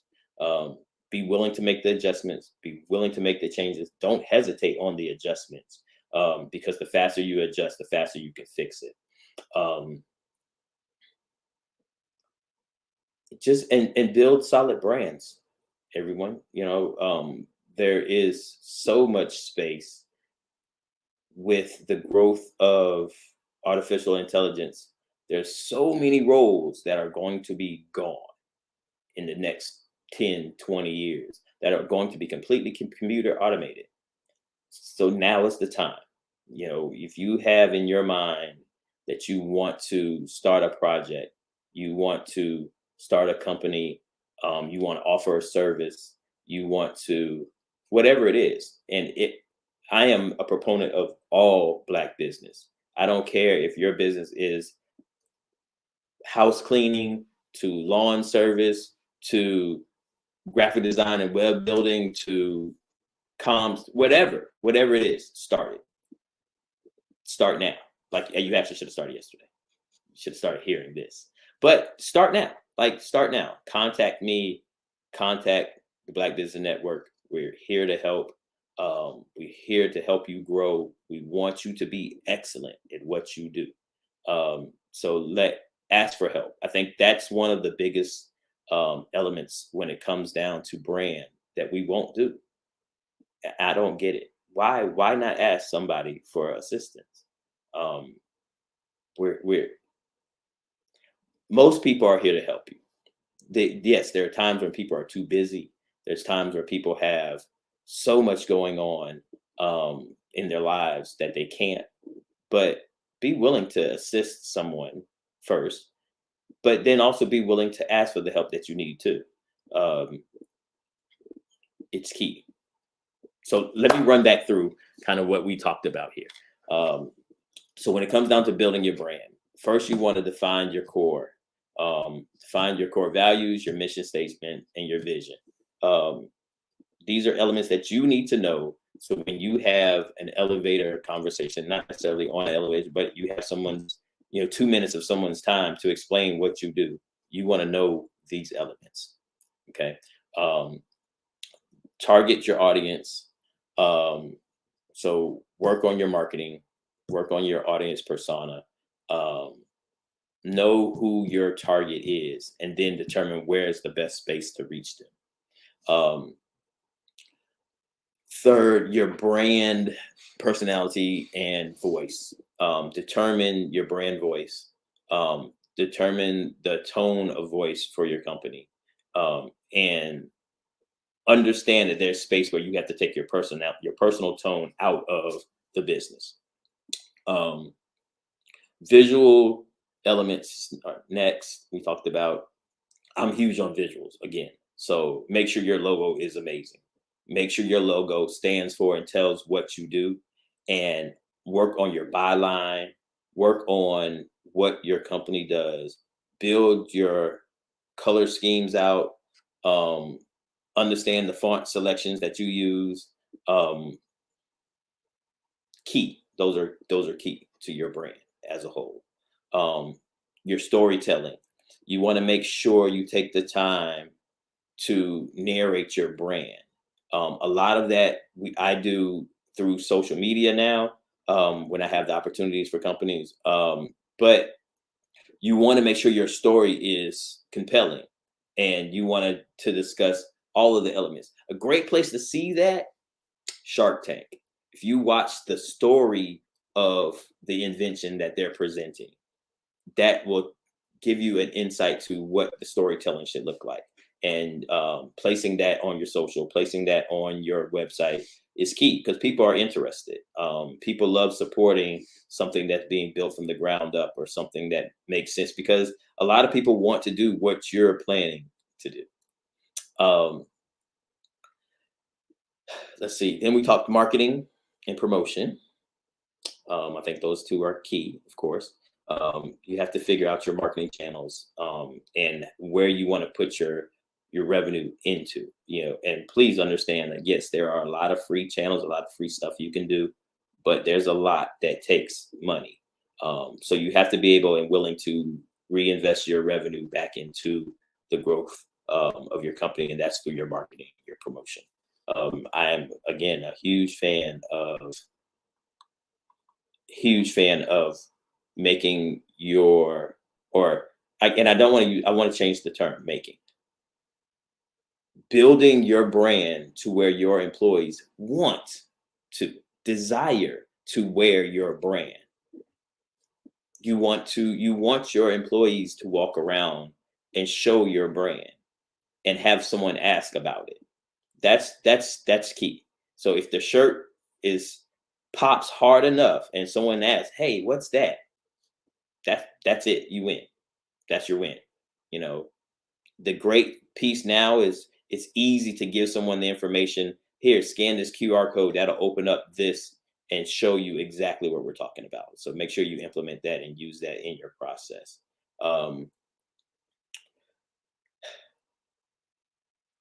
Let's see. We talked customer engagement, right?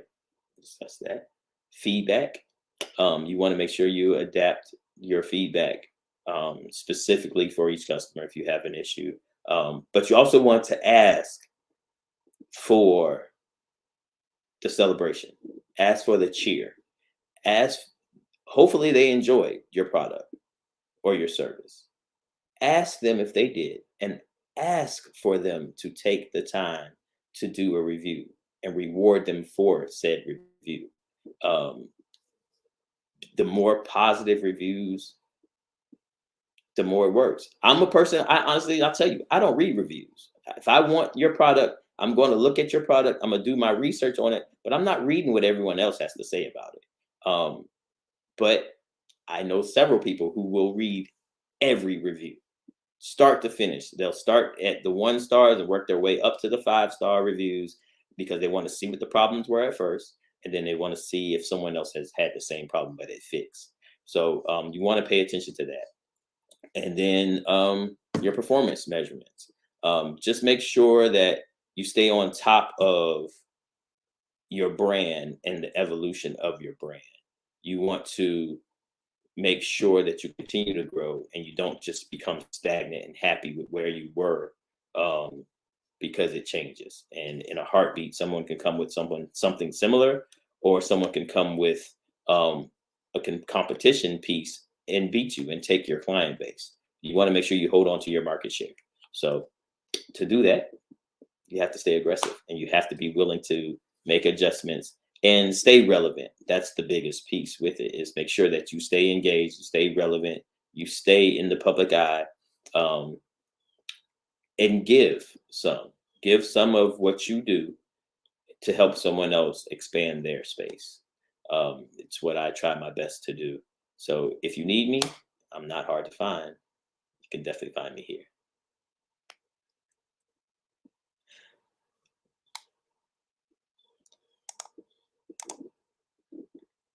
So what I'd like to do is open up for ways to be contacted.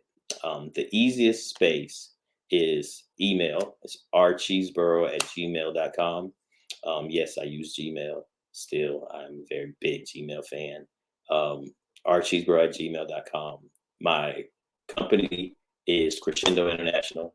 Our website is forcrescendo.com. You can contact me there as well. If you have any questions, any problems, any issues, especially when it comes to brand, hit me up. I'll be happy to help.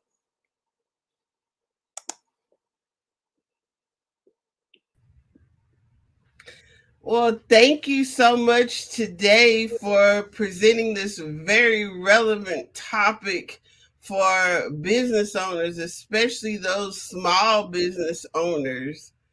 Branding and marketing and social media is the key to letting the world know who you are and what you do on a shoestring budget, correct? Absolutely.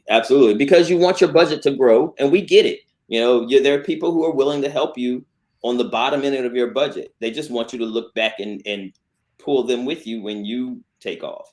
And that's what a lot of us tend to do. I definitely fall in that space. I will help anyone if I believe in your product. You just have to sell me to believe in your product. That's all. Well, again, thank you. And tell us where we can find you again. Absolutely. So my website, my company is Crescendo International. You can find us at 4, crescendo.com. You can reach me via email at rcheeseboro@gmail.com. I tend to get the question why I use Gmail. It's because Crescendo is actually a ghost firm. We operate in the background behind different companies. You'll never know that we're managing that company's social media or that company's internal communications. It's not for you to know about Crescendo doing it. It's for us to make sure we transfer the word that the company's trying to reach out to their population. Well, genius is common, and I'll see you on the other side. All right. Every dollar counts. So we want to remind you to donate to the scholarship fund. We want to thank our Black Business Expo USA sponsors for November 2023. NC 100, Moody Capital Partners, Suede Soul, Lotus Richey Coaching and Training, Carolina, Virginia Minority Supplier Development Council, Step Management, 5-Star BDM Media, Barbara H. Smith, LLC, Margie McLean Foundation, Incorporated, Genius is Common, The Hello, LLC, Earth Essentials, Mullane Shania Global, Executive Women's Success Institute, The Quality Coaching Company, Superwoman Business Services, Creative Force Studios, Lee Entertainment, Artistic App Design, Black Business Expo USA. Genius is common, and we'll see you on the other side.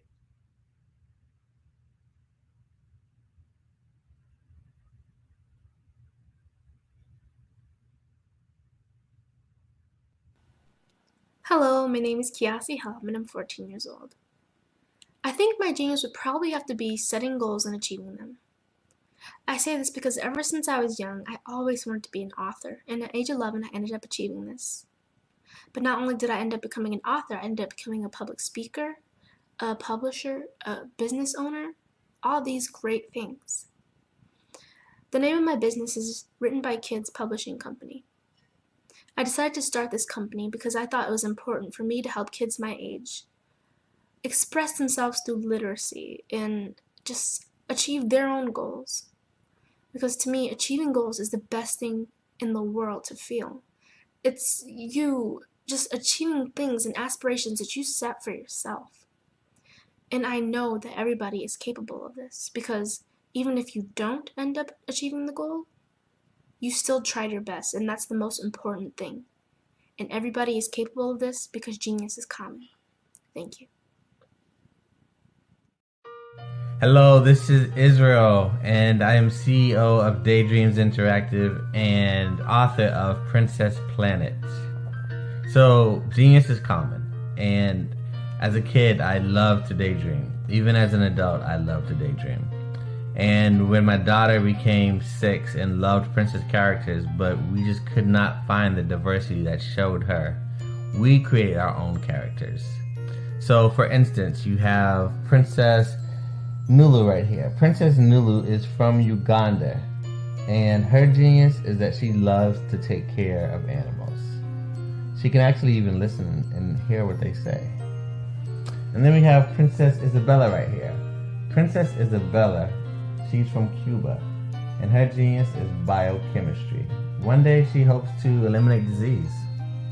Then we have Princess Nia right here, and Princess Nia is based off of my daughter, and she is what she wants to be, the greatest dancer alive.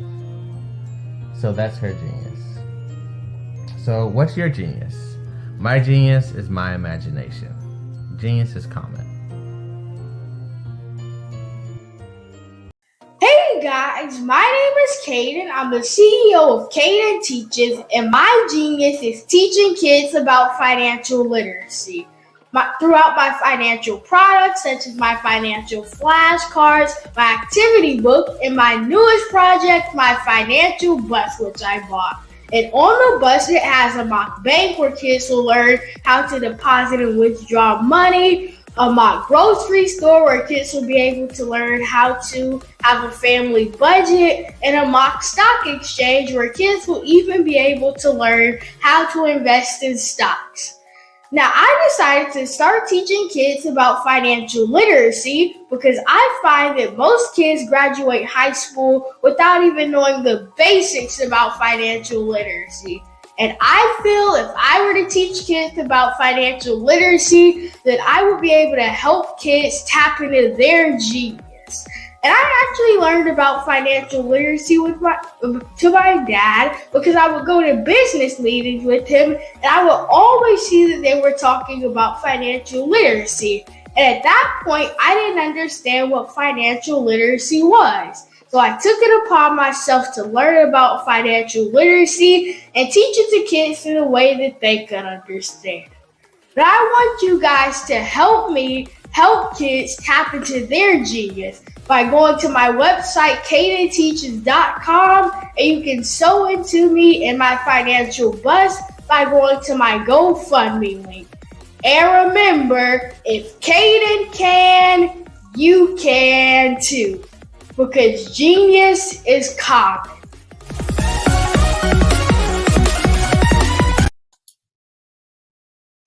Hi, I'm Barbara Smith. Genius is common. My genius is executive coaching and professional corporate training. As the master executive coach and corporate training ambassador for the Genius is Common movement, I help business owners craft their stories in such a way that you know exactly what they do, what they have, and what they bring to the table. Many times as business owners, we are asked, so what do you do for a living? And we could be crushing in our businesses, but we're not quite sure exactly what to say in a short amount of time.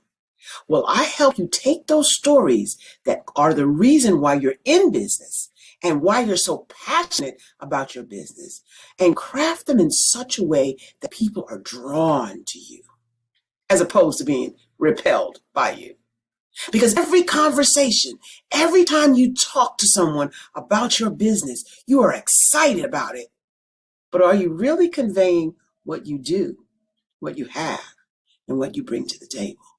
And do really people understand why you care so much and why they should care that you have the solution to their problem? Well, I'm here to help you with that. As a master storyteller, I can help you with your stories and spin them in such a way that they are intriguing and fascinating. People want to listen to you talk about your business. That's why at the Genius is Common movement, I am the master executive coach and professional training ambassador. That's my genius. And genius? Oh yeah, it's common. The Black Business Expo's mission is to raise funds for high school seniors going to college or K through 12 entrepreneurs. This expo is a fundraiser for students. Please, you may go to www.blackbusinessexpousa.com to donate to the scholarship fund or use the Cash App at $BBXUSA. Our goal is to give laptops and up to $5,000 to 10 students. Students can register online at www.blackbusinessexpousa.com. Every dollar counts. Please donate to the Black Business Expo USA Scholarship Fund.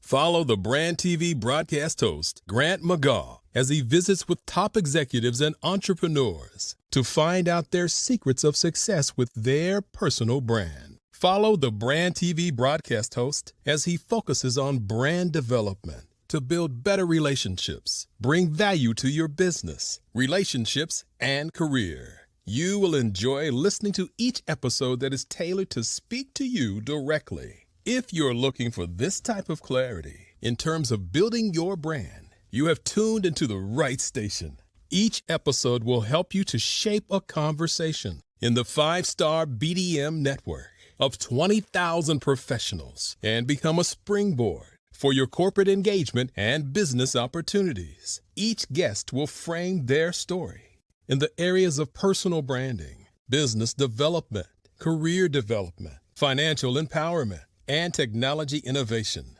Grant McGaugh explains why he is the CEO and owner of his own professional career. Grant is an accomplished business leader and entrepreneur who wants to give back to individuals to grow their personal brand strategy.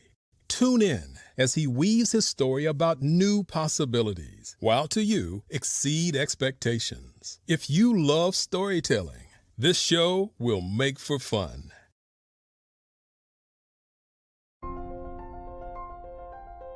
What if you could build your own city? A place where every child can find nurturing people to help them achieve their full potential. A place where every adult can access job training support. Where health education is abundant. Where social justice ruled the land. A place without limitations. Welcome. You have arrived at STEM City USA. It is what every city should be. A safe and trusted community where you find people and resources to help you become everything you are and beyond.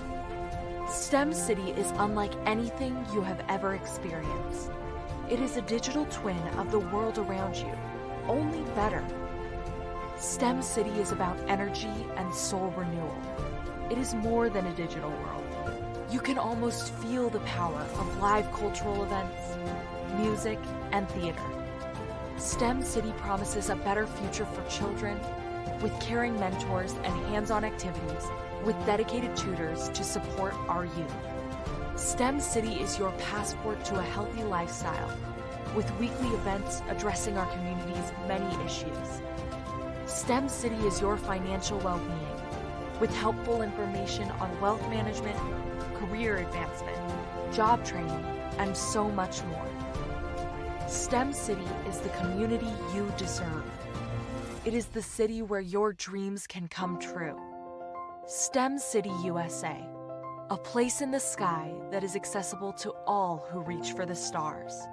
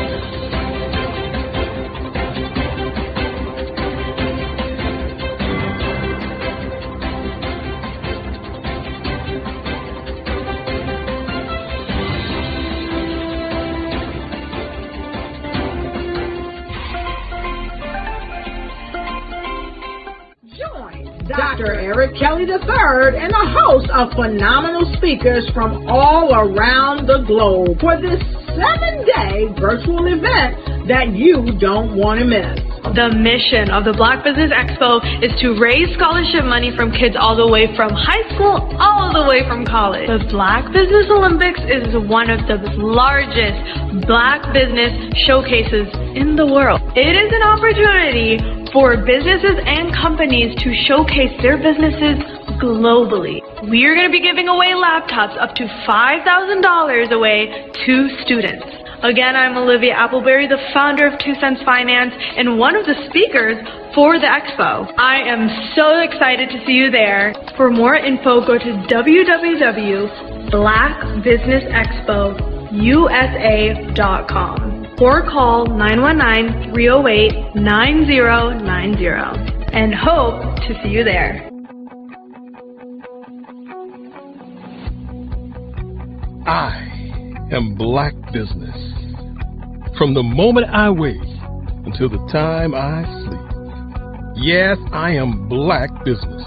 I am Black business. Tell me, are you Black business? I am Black business. Do you support Black businesses? Listen, I support Black business because I am Black business. Black Business Expo, one of the largest business showcases in the history of Black business in the world. The world!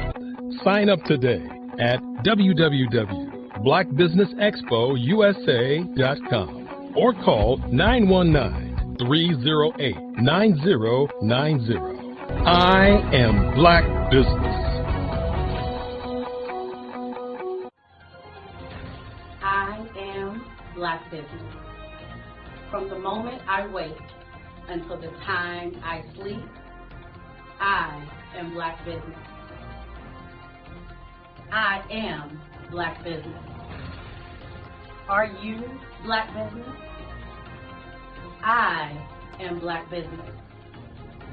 Do you support Black businesses? I support Black business because I am Black business.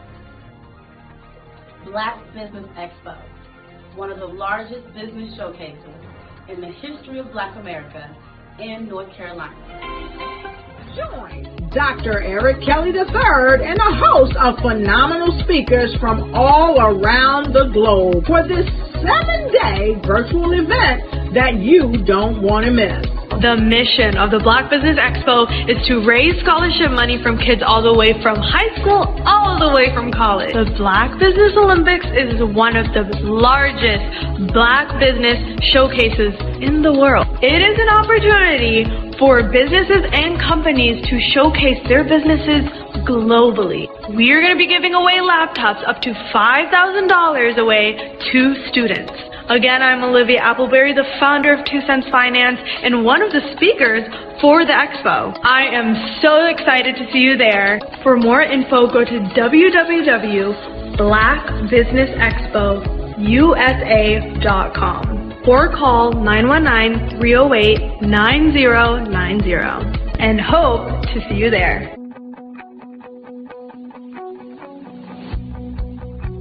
I am Black business. From the moment I wake until the time I sleep. Yes, I am Black business. I am Black business. Tell me, are you Black business? I am Black business. Do you support Black businesses? Listen, I support Black business because I am Black business. Black Business Expo, one of the largest business showcases in the history of Black business in the world.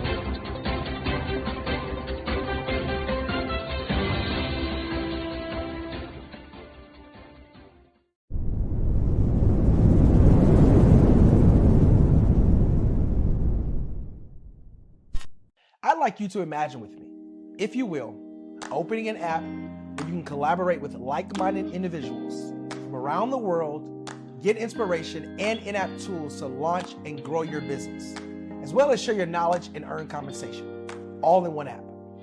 Well, the name of that app is Truso, short for Truly Social. Hi, I'm Matthew Newman, the founder and CEO of Truso.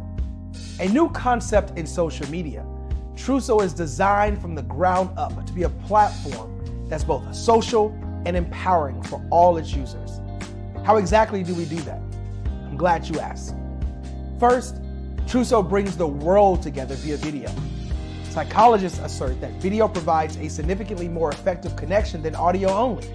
When you enter a community on Truso, you're face to face. Second, on Truso, you don't have to have 1 million followers to monetize. Our business model allows all hosts and moderators to monetize, no matter the size of your following, by 1, producing fee-based content, and 2, inviting others to join the platform as subscribers. Even more, Truso has an in-app resource library with over 100 free resources, forms, and documents to help you build your brand and grow your business. Third, Truso is inclusive. The deaf and hard of hearing communities make up 360 million people worldwide. Unlike audio-only apps, Truso embraces this community, providing a networking platform that allows them to participate via video and closed captioning. We even have a deaf and hard of hearing foundation in the works as well. Fourth, Trousseau is both social and safe. We refer to Trousseau as a virtual extension of the beauty shop, barbershop, and brainchild of the community. A place where there's laughter, along with wisdom, growth-oriented conversation, and genuine connections in a safe space. Trousseau even has proprietary security to ensure we maintain a safe environment for everyone. Where are we at now? Trousseau is live, y'all. We've launched in beta and we're acquiring users daily.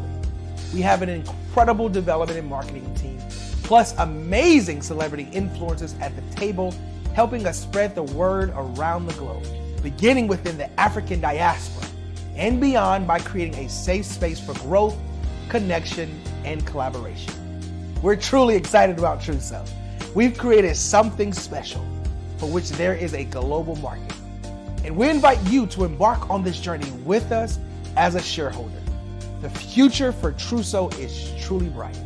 Join us and let's go there together.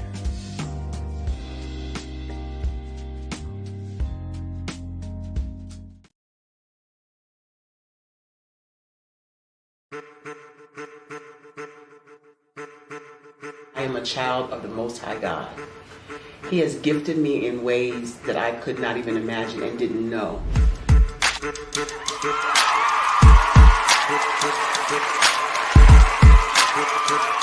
There was a time when I didn't know who I was. I listened to other people tell me who I should be, what I should do. I listened to people telling me that I should be a boutique owner, that I should be a construction manager, that I should be a laborer. Have you ever felt like you should do something else, be something else, go somewhere else, be wherever you wanted to be, and you felt like you were in a box? Anybody in the room? And you couldn't get out? Anybody in the room? And you kept trying to go and you couldn't get out? Anybody in the room? But let me tell you, you need to rock the box. Rock the box.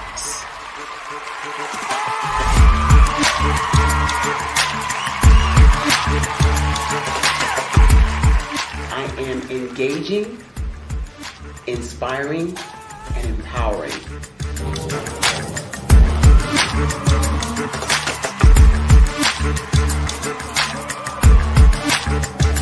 I would give you everything I know. Just by touching you, if I could, by osmosis, give you every single thing I've learned, I've gone through, I know I would. We know that's not possible, but as it is possible, I love to share information with people. Some of you out there, people have told you that you can't be, you can't have, you can't do. But I will tell you, like Kinston said, you can, you must, and you will. If it's to be, it's going to be me. You got to say it. If it's to be, it's going to be. If it's to be, it's going to be. If it's to be, it's going to be.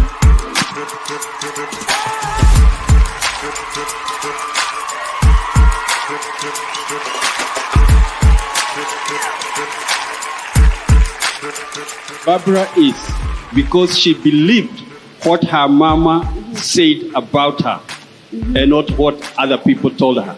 Every day you wake up, when you're in a situation, it's your choice whether it's an advantage or the disadvantage. She gained her confidence and her life, and now she is a testimony. If I can help you elevate yourself, then I feel like I'm elevating my own self as well. What you know and I know together can change the world.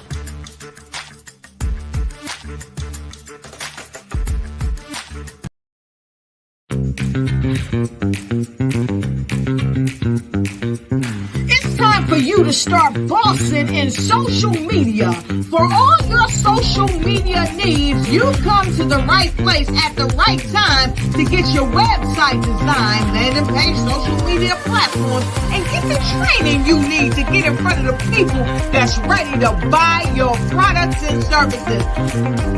Let me train you with streaming StreamYard, Zoom, Clubhouse, and much more. And let me help you get your virtual professionals, not assistants, because assistants can only assist you, but the virtual professionals can give you that professional flavor that you need to expand your reach and increase your revenue. Jump on in and get in where you fit in and start boxing today.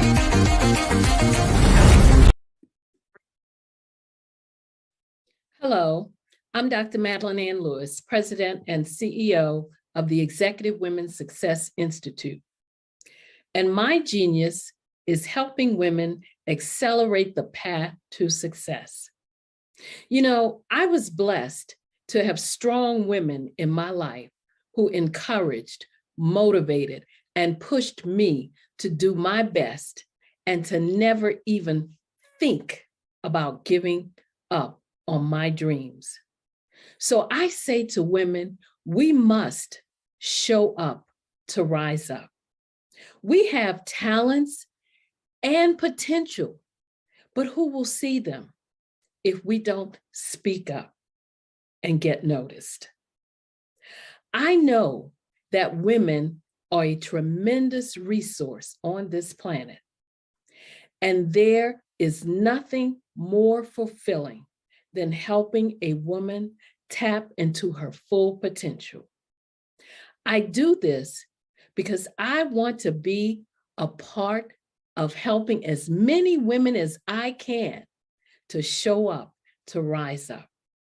I do this because genius is common. Did you know women represent just 3% of Fortune 500 CEOs and less than 15% of corporate executives at top companies worldwide? Have you wondered what the secrets are to getting into the top ranks, whether in the private or public sector? Do you want to figure out how to stop being held back in your career or passed over for promotion? Then you're in the right place. Hi, I'm Dr. Madeline Ann Lewis, President and CEO of the Executive Women's Success Institute. I have decades of experience in the military, the federal government, and corporate America. And my mission is to help women succeed and tap into their full potential. I want to reach 1 million plus women around the world to become the leaders they are meant to be. So if you want to move into a management or executive level position, or maybe you are a female veteran transitioning out of the military into business entrepreneurship, then reach out to the Executive Women's Success Institute at 301-693-3284. Let us get you on the fast track to success.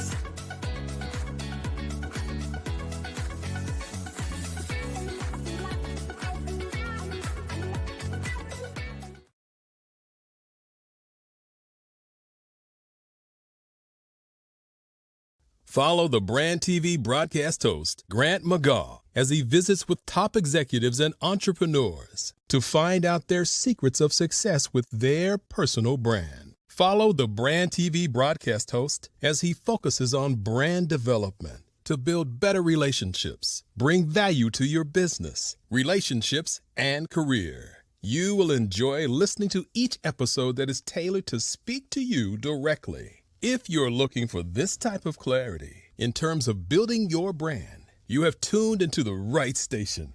Each episode will help you to shape a conversation in the 5-star BDM network of 20,000 professionals and become a springboard for your corporate engagement and business opportunities. Each guest will frame their story in the areas of personal branding, business development, career development, financial empowerment, and technology innovation.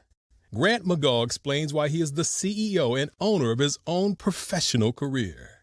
Grant is an accomplished business leader and entrepreneur who wants to give back to individuals to grow their personal brand strategy. Tune in as he weaves his story about new possibilities, while to you exceed expectations. If you love storytelling, this show will make for fun.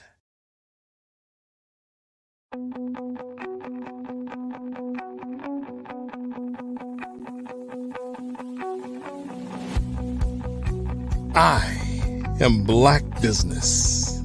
From the moment I wake until the time I sleep. Yes, I am Black Business. I am Black Business.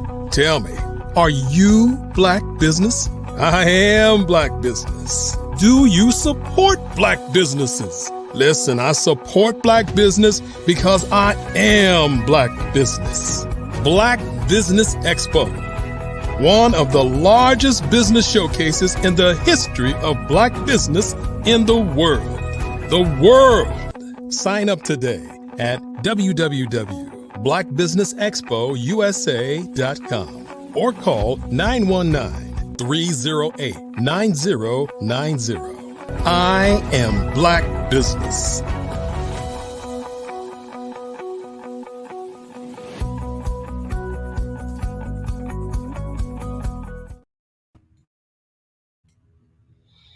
Good morning, business owners, entrepreneurs, thought leaders, and corporations. Welcome to the Black Business Network. My name is Crystal Gomez. I am your business moderator for this morning on the Black Business Network. The Black Business Network is a 24-hour business network showcasing Black businesses, business owners, entrepreneurs, and thought leaders worldwide. We have speakers from North Carolina, London, Singapore, Africa, Japan, and cities all over the United States. The Black Business Network is a global community sharing its business knowledge to empower, inspire, and educate businesses about business. Our next speaker is Tandra Price. Dr. Tandra Price is a seasoned professional with over 20 years of experience, based in Oklahoma City, Oklahoma. Her passion lies in the transformative power of networking, where meaningful connections can lead to incredible opportunities. Tandra recognized the need for guidance in navigating networking events after attending numerous gatherings that fell short of expectations. She saw people struggling with conversational skills and sought to change that. Through her strategic approach to network development, Tandra empowers entrepreneurs to win. Drawing from her extensive experience, Tandra has trained hundreds of entrepreneurs, equipping them with the skills to build relationships, create opportunities, and generate residual income through networking. She has worked alongside influential leaders in network marketing industries, continuously expanding her expertise. Tandra's commitment to fostering global success led her to create a platform that inspires, empowers, encourages, and educates entrepreneurs to achieve their goals. Tandra's impact extends beyond her network growth work. She co-hosts networking group discussions and frequently serves as a guest speaker on podcasts and at other speaking engagements, sharing her insights and expertise. Tandra Price is dedicated to empowering entrepreneurs and creating a world where everyone can achieve their full potential. I present to you Dr. Tandra Price.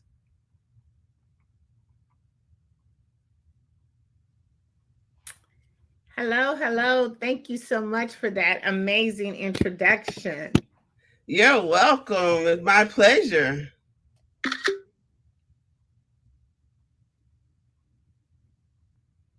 Okay, so let's just jump in real quickly. Again, I just want to introduce myself. I am Dr. Tandra Price. I am a renowned international speaker, accomplished two-time best-selling author. I am an expert networker, strategist, and I am the proud owner and editor-chief and publisher of a global recognized publication called Tap In Magazine. Our edition caters to women, speakers, authors, coaches, and men. We help them make it so easy and seamless for you to spread your messages and to reach a broader audience and to generate more valuable leads. Today, I'm going to be talking to you about the power of mastering the art of communication. And we're going to talk about that in 4 different ways. We're going to talk about, the best way to start a conversation, when is the best time to network, and what's your plan when it comes to networking and communication. And how do we incorporate one of the most powerful, free online communities, which is LinkedIn, to help us master the art of communication? And our fifth way, we're going to talk about how do we really master communication with our visibility, and how Tapped In magazine can help you increase your visibility and broaden your audience. So I don't know if you're aware or not, but there's approximately every 2 minutes, there is a conversation taking place. Somewhere, somehow, someone is engaging in a conversation. And a lot of times we don't really realize the fact that conversations are happening because they're really overlooked. There's something that we just automatically assume that just happens because it's always on autopilot. I mean, if you look at right now, you turn on your television, there's communication going. If you look at a lot of your social media, communication is going on. But it happens so frequently that we really don't pay attention to it. Is communication and networking together. I really like to take the form networking and convert it into communication, because anytime that we're trying to send a mass message over to a broad audience, we're really communicating. A lot of people don't really look at it that way because of the terminology from communication to networking. But I'm going to give you just a couple of ways and platforms that where communication networking actually takes place. I mentioned a few of them earlier. One, we're looking at Facebook. We always do communication via phone, video chatting, messaging app, even team chats. A lot of corporations use team chat to kind of get, again, a mass message out to their employees or their organization. We look at Instagram. Twitter is another one. Skype, which is not often used as much, but it still exists as one of those platforms for communication. We have Google Meets, which is a lot of people use that in the different form of Zoom because they feel like Google Meet is a much more better platform. Again, we have Zoom, Slack, WhatsApp. WhatsApp is a really popular platform where a lot of communication takes place, and you can reach a broader audience because you can reach anyone in the world through WhatsApp. And of course, we have Streamline, which is one of the popular platforms that we use today here on the Black Business Olympics. But again, I want to kind of, again, as I mentioned, take communication and networking. They're really a combination together. I like to use the word communication. So throughout our conversation or throughout my presentation today, you always hear me say communication, but it's basically a form of networking. Again, it's anytime any individual shares information or insight about their area of expertise. If you are in business, or if you're selling a product, if you're trying to tell a story, or even if you're trying to meet someone, even if you post anything on social media, it is a form of communication and networking. See, because you want to ensure that your message gets sent to the right target audience. Whether you, again, are making a post, whether you're doing Facebook, there's a certain audience that looks at you, that's paying attention to you. And you want to make sure that you have a clear, concise message every time that you actually are trying to connect with someone. So let's jump in real quick, or dive in real quickly. You know, what's the best forms of communication? Well, these forms, I'm going to tell you these strategies. There's something that we do automatically. We really don't notice it.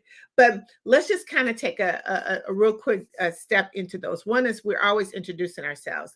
Whether you're meeting someone in a professional setting or just a casual setting, you always are introducing yourself. Or if someone are meeting you or introducing you, it's always the first step of starting a conversation is introduction.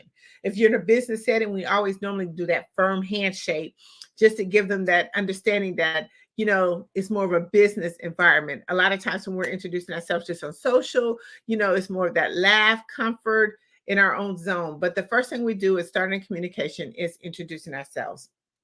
The second way, we always are asking questions. It's a way of kind of keeping the conversation engaged, keeping it going. A lot of people want immediate response. So normally when you ask the question, you're looking for that response. And when you get that response, then it kind of just reciprocates into a conversation going back and forth.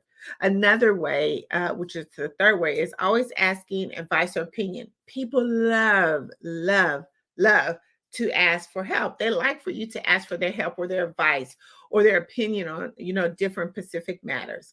The fourth way is compliment, which is, I feel like it's my favorite way to go into any kind of conversation. It's just doing a compliment. You can compliment someone on their shoes, their clothes, their hair, and it gets that conversation going. It is the easiest way. The fifth way is making an observation, making observations. Let's pay attention to our surroundings, because when you're actually in a conversation, you can always pick different clues depending on where you're at, if you're in a social, professional, or just even at the gas station. You can pick on a certain environment to start talking to someone and generating a conversation. The sixth way is humor. Everyone loves a good laugh. So you cannot help but start a conversation by breaking the ice. I look at humor as an icebreaker when it comes to conversation, because everyone is willing to get that inside laugh joke. And it just helps bring the tension down into the conversation. Storytelling is the best way to get to know who your prospects are, because they love to tell a story about a certain experience that they've done, of something they've done in their job or their corporate business. Storytelling is always a way of you defining if you can be of assistance to the person who you're actually talking to, or if you could be the best referral for them. I always show genuine interest when you're starting and when you're in a conversation or starting a conversation. A lot of times when we're trying to start a conversation and tell someone about some of these particular things that are happening, if they're not paying attention, then it kind of like shows that person that you're really not interested. And anytime that you want to have a conversation, they always say, make sure you have that eye contact. Make sure that you're looking directly into the person's face so they'll know that you're paying attention. And whether you're nodding your head or something that gives them that you are part of the conversation. And share your experience. A lot of times if you have been attending an event, share your experience that you've been at that event, or share an experience of something that is a commonality relationship. And always the best way is on current topics. Like a lot of times I always talk about, let's make sure that we're increasing our personal development. So stay abreast of current topics, especially in your expertise, in your industry. Make sure that you're aware of everything that's going on and that you can be of some value in a conversation by sharing some of your current topics that is going on. I get a lot of times, because they call me the networking ninja, which is something I got from my clients. They always say, Taylor, when is the best time to network? When is the best time to network? And I said, the best time to network is right now.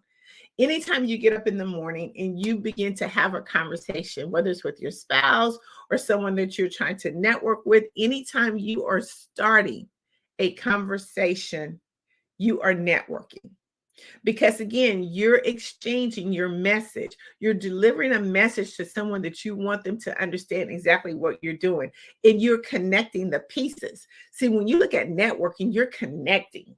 And a different terminology, especially in computer or tech industry, they say networking, you're connecting the gadgets, the pieces, and you're doing the same thing when you're having a conversation. But the best time to network is right now, whether you're at a social gathering, a conference, an expo, professional organization, even again on all those online platforms, before and after a presentation, when you're doing a one-on-one, in between sessions, or even just in regular conversation. That's networking. That's the best time to networking. That's the best time to find out who, what, and when, and how you can help someone.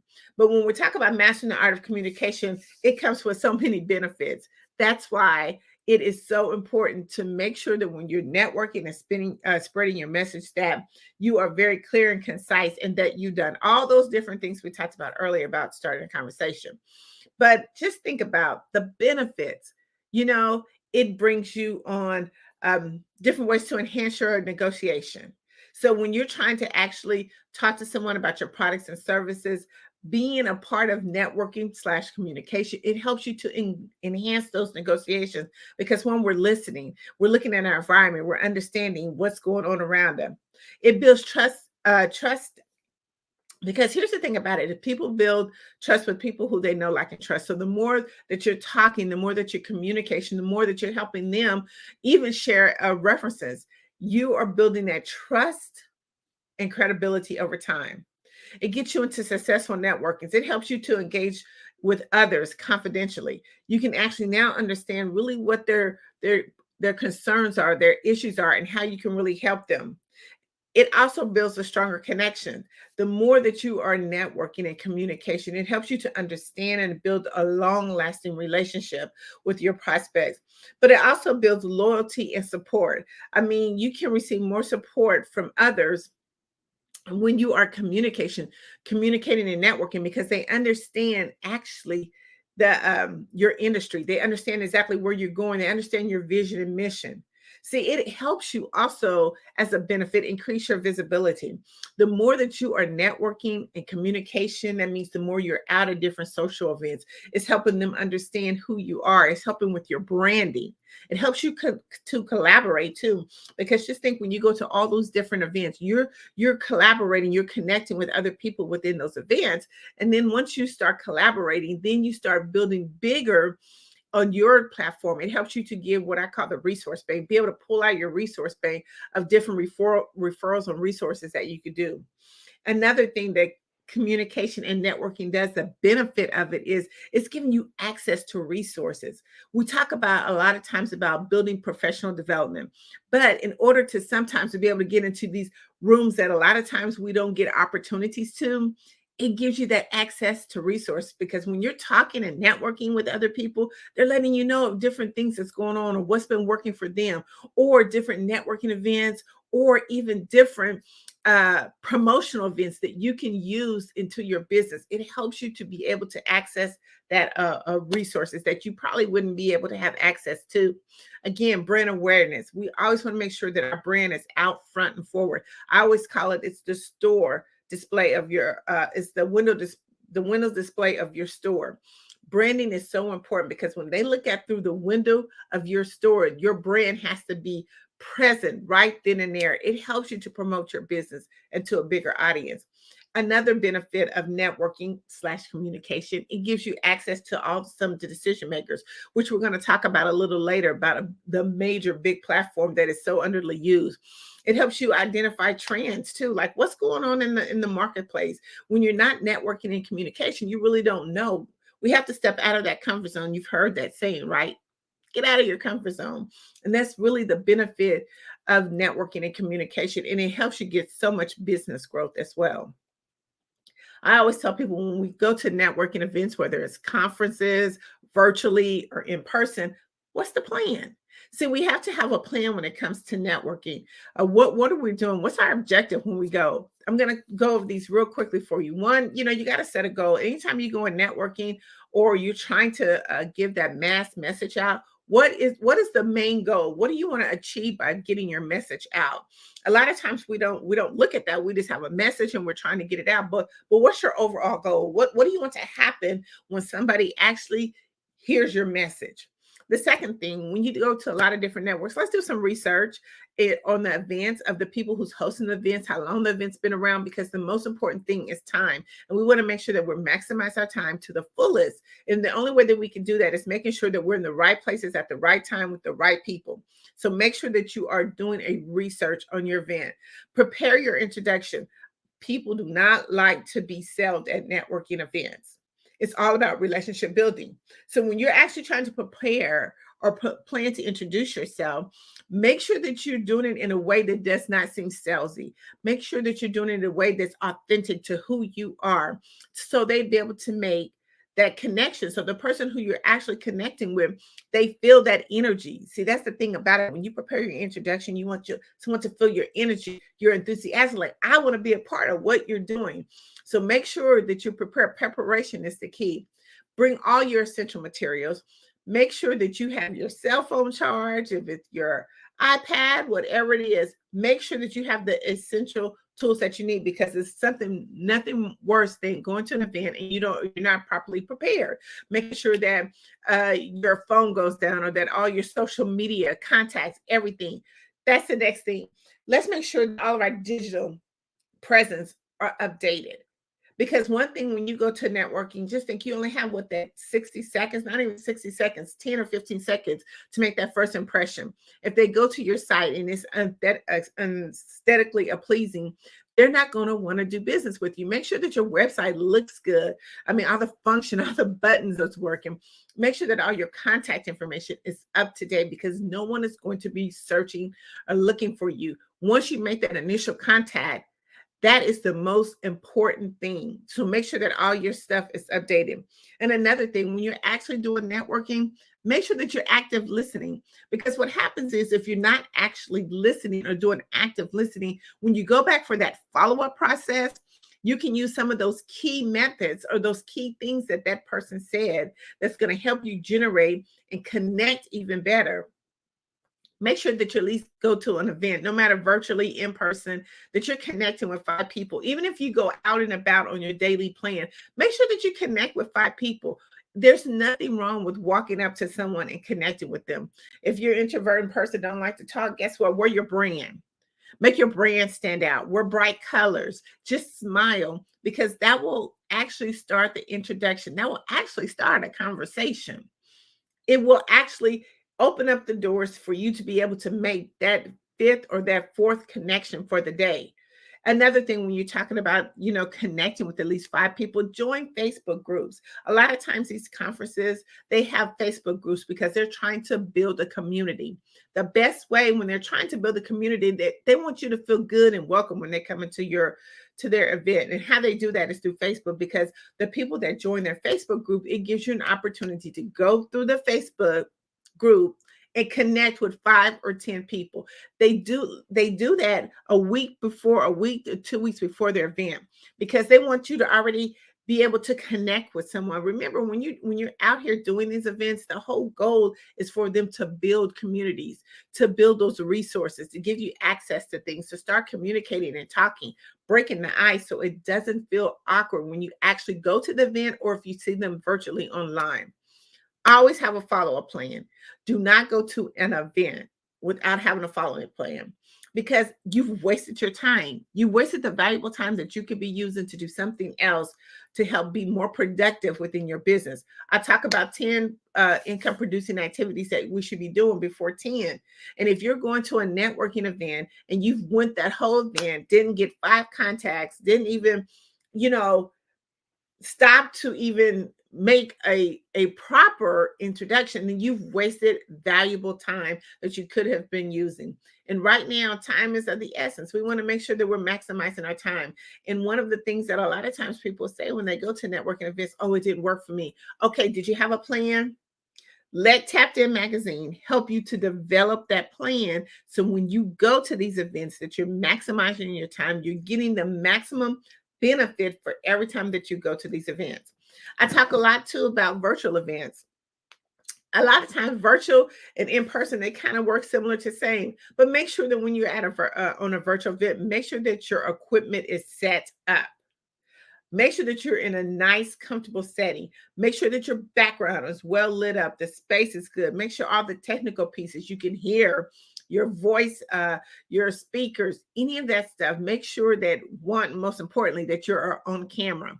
People do business with people who they can see. So make sure that you're on there, and make sure that you're taking notes. Another way of being active on a virtual is, raising your hand, making comments in the chat, connecting with those people that are in the chat. That's another way that you can get contacts, is talking with them, sharing your information. Make sure that you are maximizing your event to the max. Real quick, I always say there's 8 types of networkers, and I'm going to go over these networkers real quick. The first one is always the social butterfly. So when you walk into a networking room or even on a virtual setting, do a 360 panoramic view of the room.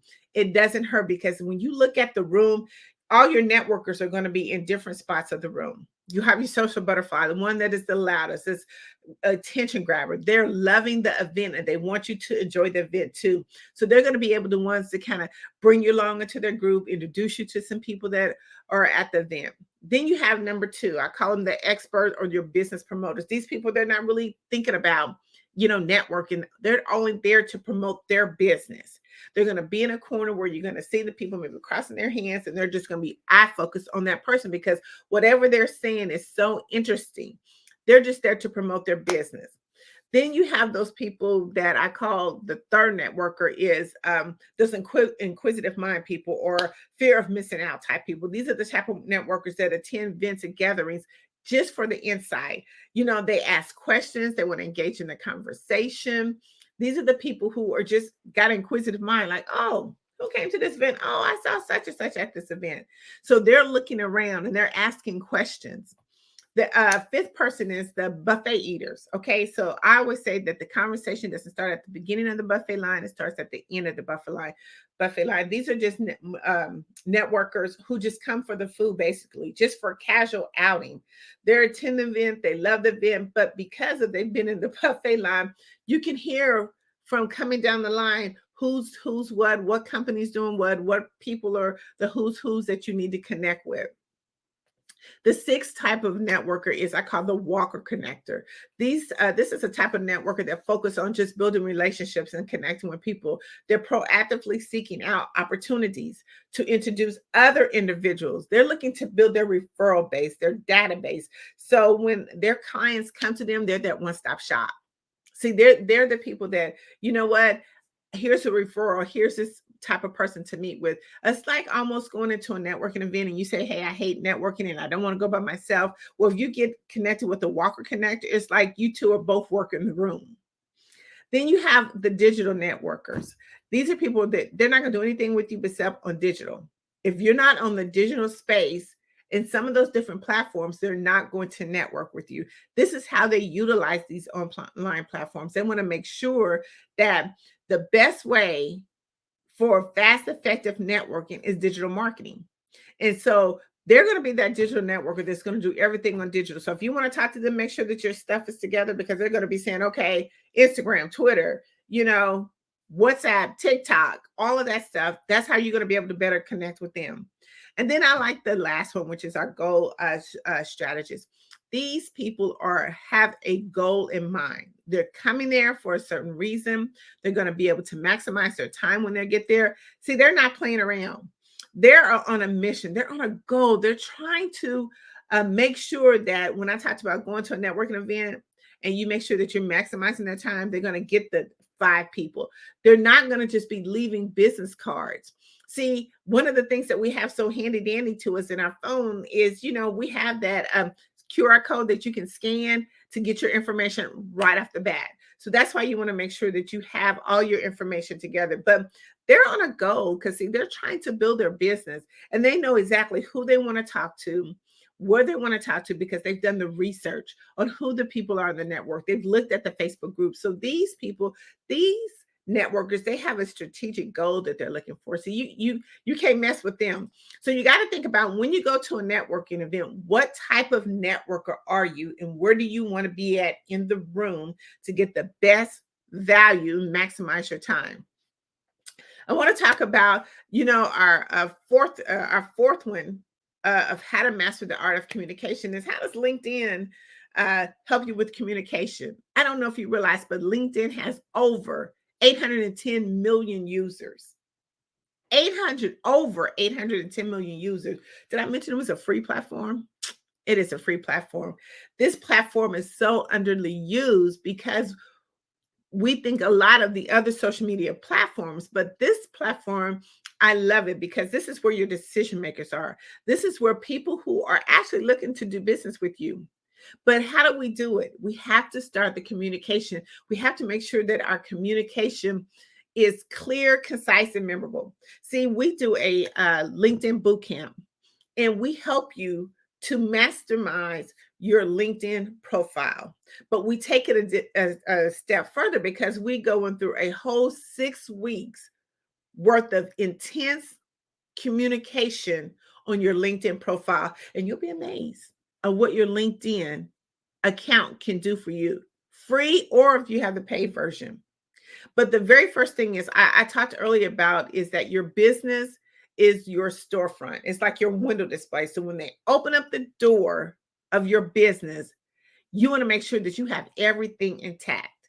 And that's how LinkedIn can help you. So let's dive into some real quick ways of how do I really mastermize this. And again, we'll be talking about this in our 6-week LinkedIn bootcamp, but we also do a weekly how do I leverage and maximize my LinkedIn profile? And I'll give you both of those links if you're interested in wanting to use this over 810 million user platform.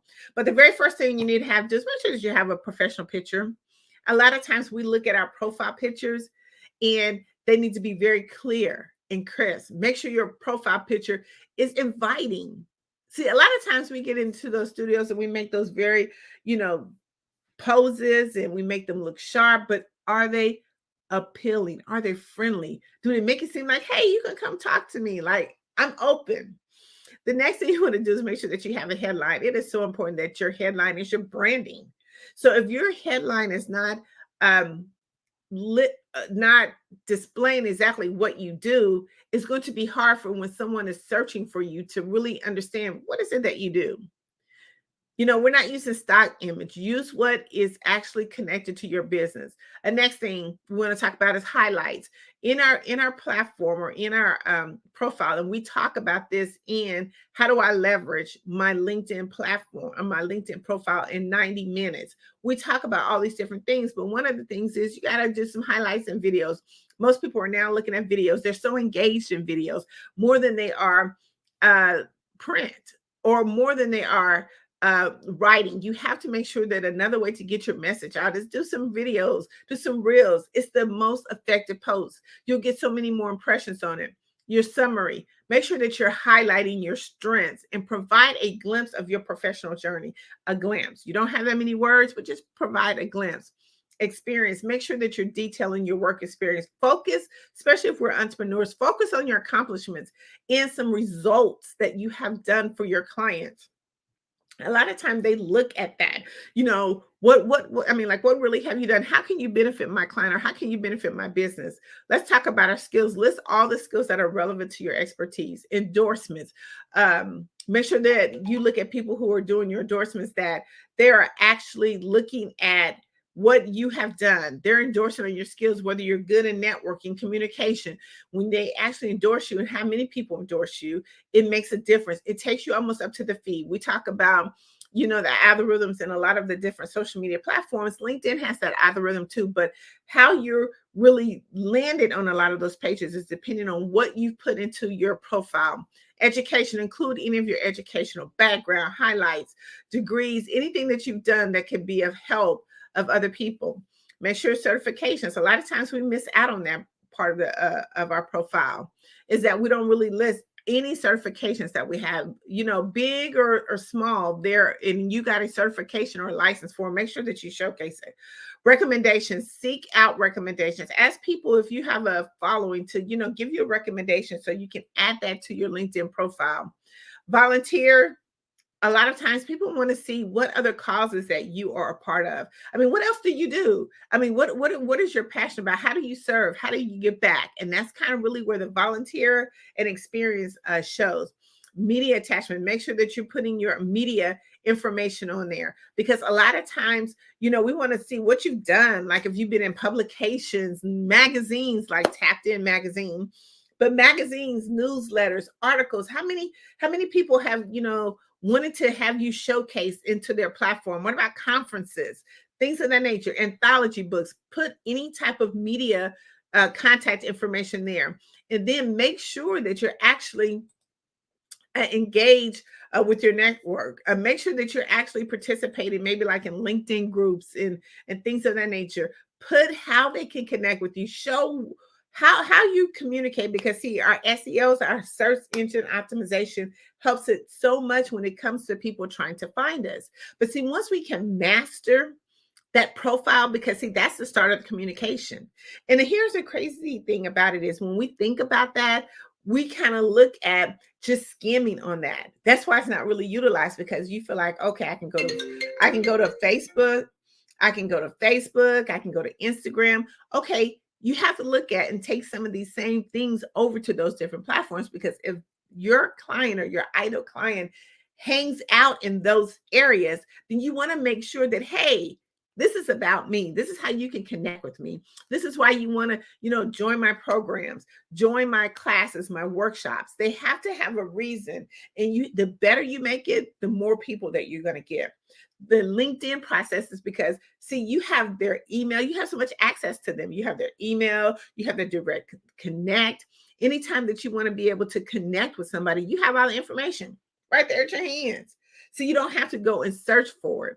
So we want to make sure that we utilize that. Join us on our it's 90-minute mastering how do you level your LinkedIn profile. We'll walk you through the steps. We'll show you exactly how that. And then you can jump on over to our boot camp, which we go into such great detail. We have had so many clients who didn't realize their the power of their LinkedIn profile. We took them from having 500 followers to now they have over 3,500 followers and growing, because we've showed them different techniques of how to do it. We host this workshop on Wednesdays. So if you want to be able to take advantage of a free platform, join us on our LinkedIn boot camp and our mastering your LinkedIn profile. I want to just talk about a little bit about Tapped In Magazine and how that intertwines with what you do. So what happens is the most important thing with any business is to maximize your visibility. We want to make sure that you're seen, heard, and noticed. But how do you do that? You have to have a platform that can seamlessly put you in different places that you're not in. Statistically, any entrepreneur should be in a publication at least 12 to 13 times a year. Now, and the reason why that is because you are always actively doing something with your business. Your business is growing. So your business ain't the same as it was yesterday. See, it's new today. But you want to make sure that people understand that. You want to make sure that when people click on your information, that they know who you are. I always like to use like the Walmart or the Target ad. I can tell you right now, even since Black Friday, I have had so many text messages about different special offers. So anytime I open up my phone or looked at my Facebook, boom, it's right there. And see, that's how you want to be as well. You want them to be able to see whenever they click on your link. See, because once they click on your link, you got them. But when you get them, you got to keep getting them. You got to keep talking about your programs. You got to keep showing up in their feeds, on their text messages. You have to keep showing up in different spaces that people don't even realize that you do. Even like now, the national television, we have to keep showing up. But we have to have a strategic way of making sure that we stay visible. See, with the Tapped In Magazine, we give you that strategic way to help stay in you getting credibility. We help you enhance your audience. We help you to enhance your business. We help you to grow. One of the things that we look at is we want to make sure that we give you the exposure that you need. We want to make sure that when we put your article into our publication, that it's a clear, concise message. What are we talking about today? What is going to get that readership to really want to go at the bottom and click on your link? See, Tapped In Magazine helps you with that. We help you filter through all the things that you need. It's not just a story. See, it becomes a statement. See, when you actually go into a client and you hand them a publication with your picture on the front, it's no longer a magazine. See, it becomes a statement. It becomes that conversation piece. It becomes you're mastering the art of communication, because see, not only are you getting that message to them, but see, that message is going broad. See, they'll look at it and they'll be like, wow. Okay. See, they've taken the time to strategically increase their visibility. See, another thing that with all the mastering of art of communication, you got to get your voice amplified. How do you amplify your voice? Like, how do you scream out loud without really screaming out loud? How do you do that? See, Tapped In Magazine helps you do that. One of the things that everybody wants to do is have that global audience. How do you get into a global audience? A lot of times we go into stages and we talk internationally, but there's much more to a global audience. How do you actually be able to be like on their platforms, on their newsstands, in their feeds? See, we make sure that by our global reach, especially being in the UK, it gives us access to those people who we're trying to connect with. We talked about when is the best time to network. Right now. So when we look at Tapped In Magazine, we look at taking you every space that we go. Like we're going to the Super Bowl. So when Tapped In Magazine goes to the Super Bowl and we make everything aesthetically pleasing for our clients, people click on the message and they're like, oh my God, you have X, Y, and Z. But see, here's the unique thing about how we help you to amplify your voice is that when you come into our publication, everybody gets on the front cover. Let me say that again. Tapped In Magazine, everybody gets on the front cover. We normally take up to 15 people per publication, but every person gets on the cover of that. Let me tell you why that's so important. See, we wanted to be unique. We wanted to change the networking space. We wanted to make sure that everybody's voice get heard multiple times. And how do you do that? By being on the front cover. Because see, the more times that you're on the front cover of Tapped In Magazine, the more people from the other networks are going to be looking at you. So they're going to be looking at you. See, it's not just, okay, today I get this magazine and then I put it on the shelf. Tapped In Magazine is going to help you to amplify your voice and show you how to get that global audience, that global reach. How do you connect with other influential leaders that are inside of the publication? See, it's no longer a magazine. It's a statement. So go to tappedinmagazine.org. We're working on our holiday issue. We would love to have you there, but make sure that you always are mastering the art of communication. Well, thank you so much. I want to be seen. Well, come on. I'm coming. So again, where can we find you? You can find me at Tapped In, that's TAPIN, magazine.org. It's all one word. Go there, click. We have our Black Friday special still going. So yeah, join our publication. Well, thanks again. Yes, thank you. Genius is coming, and I'll see you on the other side. Genius is coming, and I'll see you on the other side.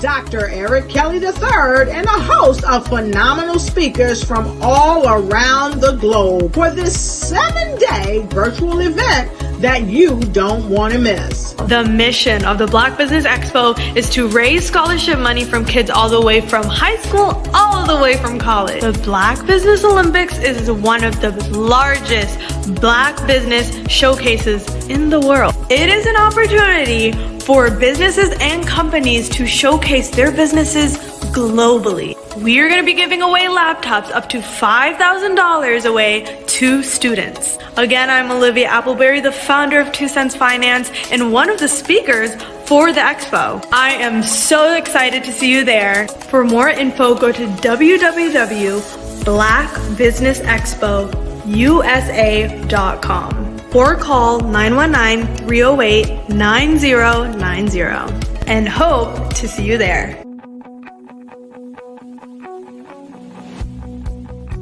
I am Black Business. From the moment I wake until the time I sleep. Yes, I am Black Business. I am Black Business. Tell me, are you Black Business? I am Black Business. Do you support Black businesses? Listen, I support Black business because I am Black Business. Black Business Expo, one of the largest business showcases in the history of Black business in the world. The world. Sign up today at www.blackbusinessexpousa.com or call 919-308-9090. I am Black Business.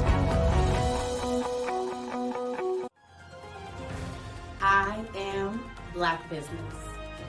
From the moment I wake until the time I sleep, I am Black Business. I am Black Business. Are you Black Business? I am Black Business. Do you support Black businesses? I support Black business because I am Black business. Black Business Expo, one of the largest business showcases in the history of Black America in North Carolina. Sign up today at www.blackbusinessexpousa.com or call 919-380-9090. I am Black Business. I am Black Business. From the moment I wake until the time I sleep, I am Black Business. I am Black Business. Are you Black Business? I am Black Business. Do you support Black businesses? I support Black business because I am Black business. Black Business Expo, one of the largest business showcases in the history of Black America in North Carolina. Sign up today at www.blackbusinessexpousa.com or call 919-380-9090. I am Black Business. I am Black Business. From the moment I wake until the time I sleep, I am Black Business. I am Black Business. Are you Black Business? I am Black Business. Do you support Black businesses? I support Black business because I am Black business. Black Business Expo, one of the largest business showcases in the history of Black America in North Carolina. Sign up today at www.blackbusinessexpousa.com or call 919-380-9090. I am Black Business. I am Black Business. Are you a forward-thinking entrepreneur or business owner? The world is changing faster than ever, and it's time to pivot and adapt to the future. Hello LLC is here to help you do just that. Hello stands for helping enterprises leverage leading-edge optimizations.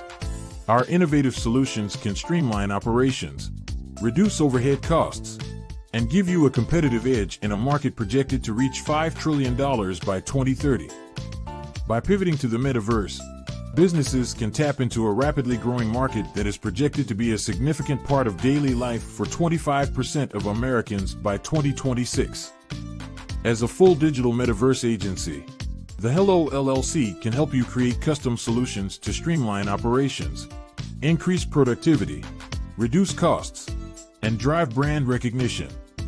Why should you pivot to the metaverse with the Hello LLC?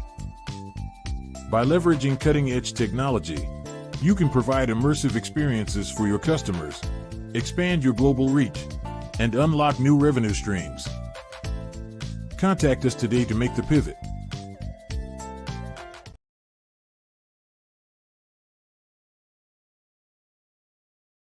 I am from Washington, D.C., but I was raised in Durham, North Carolina. I came to Durham when I was about 5 or 6. And then I travel back and forth to D.C. because it's where my people are from. One of the unique things about my family is my mother, she's also an artist. She does quilting. And she does a lot of artistic things. And then My son, he draws with both hands, his right hand and his left hand like I do. So that's kind of a family trait. And then my other son, he's a videographer, and my daughter, she works, she's a regional vice president for Sunglass Lab. When you start out drawing and sketching, you want to continue to explore, each avenue. I do pastels, I do pen and ink, I do painting, I do acrylics. I haven't done oils yet. But I try to do all facets of art. What I say to a lot of times to people is, you can't put yourself in a box when you're an artist. You have to explore. And over the course of my life, I've tried to explore different mediums. I also do sculpture as well. I choose my subjects by the intensity that they have in their faces or the intensity that somebody is moving, because I do more than portrait drawings. I also do I do abstract, and then I do figurative drawing also. Well, what happened in this particular show is that I started out trying to come up with something that would be a little bit different than what everybody else is doing. So I was working on a Barack Obama show, and they wanted me to do some paintings of Barack. And so what I did was, because of the deadlines, I kind of did it kind of fast. And then I realized when I was doing it fast, I enjoyed it. And so then I started doing other pieces the same way, and I started to enjoy those pieces also. And so I came up with this particular style. And it's a style of lines and colors. And what's interesting is that when I was in college, I did a show called Lines, Colors, and I talked about the boldness of the blacks, the hotness of the whites, and this is how this has come about, later on in my life. And the colors comes from a lot of the entertainers that I work with, where they wear different colors. They don't wear, your plain reds or your whites. They wear different colors, and so that's also another piece of what's giving me the colors.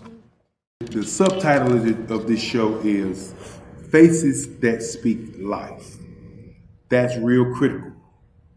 Faces that speak life. Each one of these pieces is a life source and a life energy that's being put on display for people that are looking at them. I always say in terms of my art, it's not important that I draw them. It's important what you get out of what I draw. I don't try to just draw it because you like it. People wanted me to do prints. I didn't do prints. People asked me to do different people, but the people that I choose are people that make a difference in the lives of people in the world. So the human landscape idea was, again, as I say, the lines represent your emotions, it represents your ideas, and it represents your journey as a human being. And that's why you get the different pieces and the different looks. And as you notice, I try not to do one look that looks alike another look. And that's what's the most important part of this show. Hello, I am Dr. Eric Kelly III, the visionary strategist and founder of the Black Business Olympics. I invite you to showcase your Black-owned businesses on the Black Business Network global stage. The Black Business Olympics is a global Black Business Network platform that propels Black-owned businesses into the international spotlight. By showcasing your business on the Black Business Olympics platform, you can reach a worldwide audience of potential customers, partners, and investors. You can also establish yourself as a thought leader, an expert in your field, attract lucrative partnerships, and more speaking engagements. In addition, the Black Business Olympics platform provides a valuable opportunity to connect and collaborate with like-minded entrepreneurs and business professionals from around the world. This can lead to new business opportunities, ideas, and relationships. Finally, by sharing your story and expertise on the Black Business Olympics platform, you can inspire and empower others. This is a powerful way to make a positive impact on the world and leave a lasting legacy. If you are a Black-owned business owner I encourage you to seize the opportunity to showcase your business on the Black Business Olympics platform. It is a once-in-a-lifetime opportunity to make an indelible mark on the world. Be one of the 1,000 visionary entrepreneurs who are changing students' lives, shaping industries, and leaving an unforgettable legacy for their families. Unleash your voice on our global stage and watch your business thrive. Black Business Olympics is one of the largest Black business showcases in the history of Black business in the world. Yes, the entire world. Just give me a call today at 919-308-9090.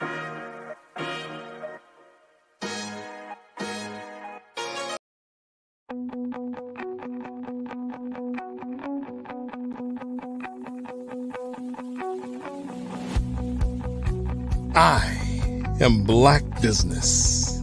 From the moment I wake until the time I sleep. Yes, I am Black Business.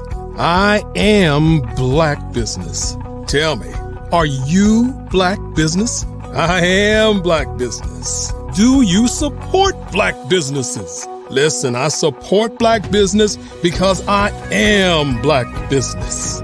Black Business Expo, one of the largest business showcases in the history of Black business in the world. The world! Sign up today at www.blackbusinessexpousa.com or call 919-308-9090. I am Black Business.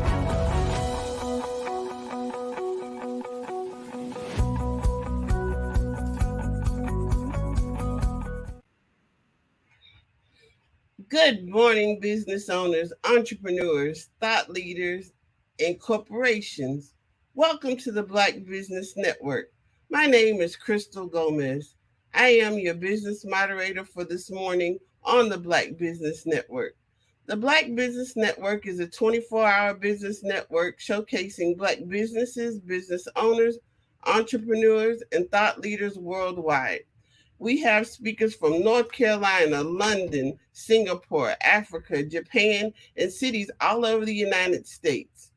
The Black Business Network is a global community sharing its business knowledge to empower, inspire, and educate businesses about business. Our next speaker is Dr. Sandra Wall-Williams. Dr. Sandra Wall-Williams is an accomplished senior executive in higher education with over 25 years of extensive experience, achievements, and demonstrated results as a leader, faculty member, mentor, coach, consultant, speaker, and practitioner in higher education and technology. From 2001 until 2016, she was the Senior Vice President and Chief Information Technology, Data, Business Intelligence, Library Systems, Distance Learning, and Workforce Development for the North Carolina Community College System. She led the implementation of the largest computer information system in higher education. In addition to training and development, instructional technology, information technology systems implementation, information technology security, technology infrastructure, software design, digital transformation, distance learning, and data systems. While serving in numerous leadership roles, Dr. Sandra remained an active consulting partner focusing on leadership coaching. She is currently the CEO and founding partner of WMS Consulting and Training, a professional development consulting and training company that supports emerging and established women leaders to increase their influence, impact, and income.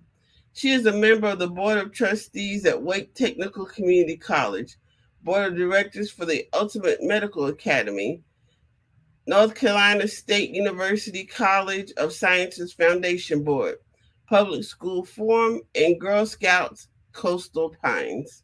She is a member of the Steering Committee for Wake Invest in Women, a published researcher and author in her professional field of technology and adult education.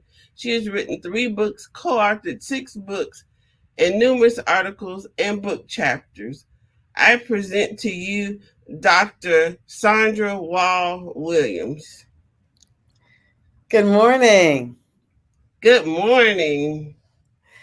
How are you this morning? I'm well. How are you? Wonderful, wonderful. Thank you for that introduction. Oh, you're quite welcome. I can't wait to hear what you have to share with us. Oh, I'm excited. Thank you.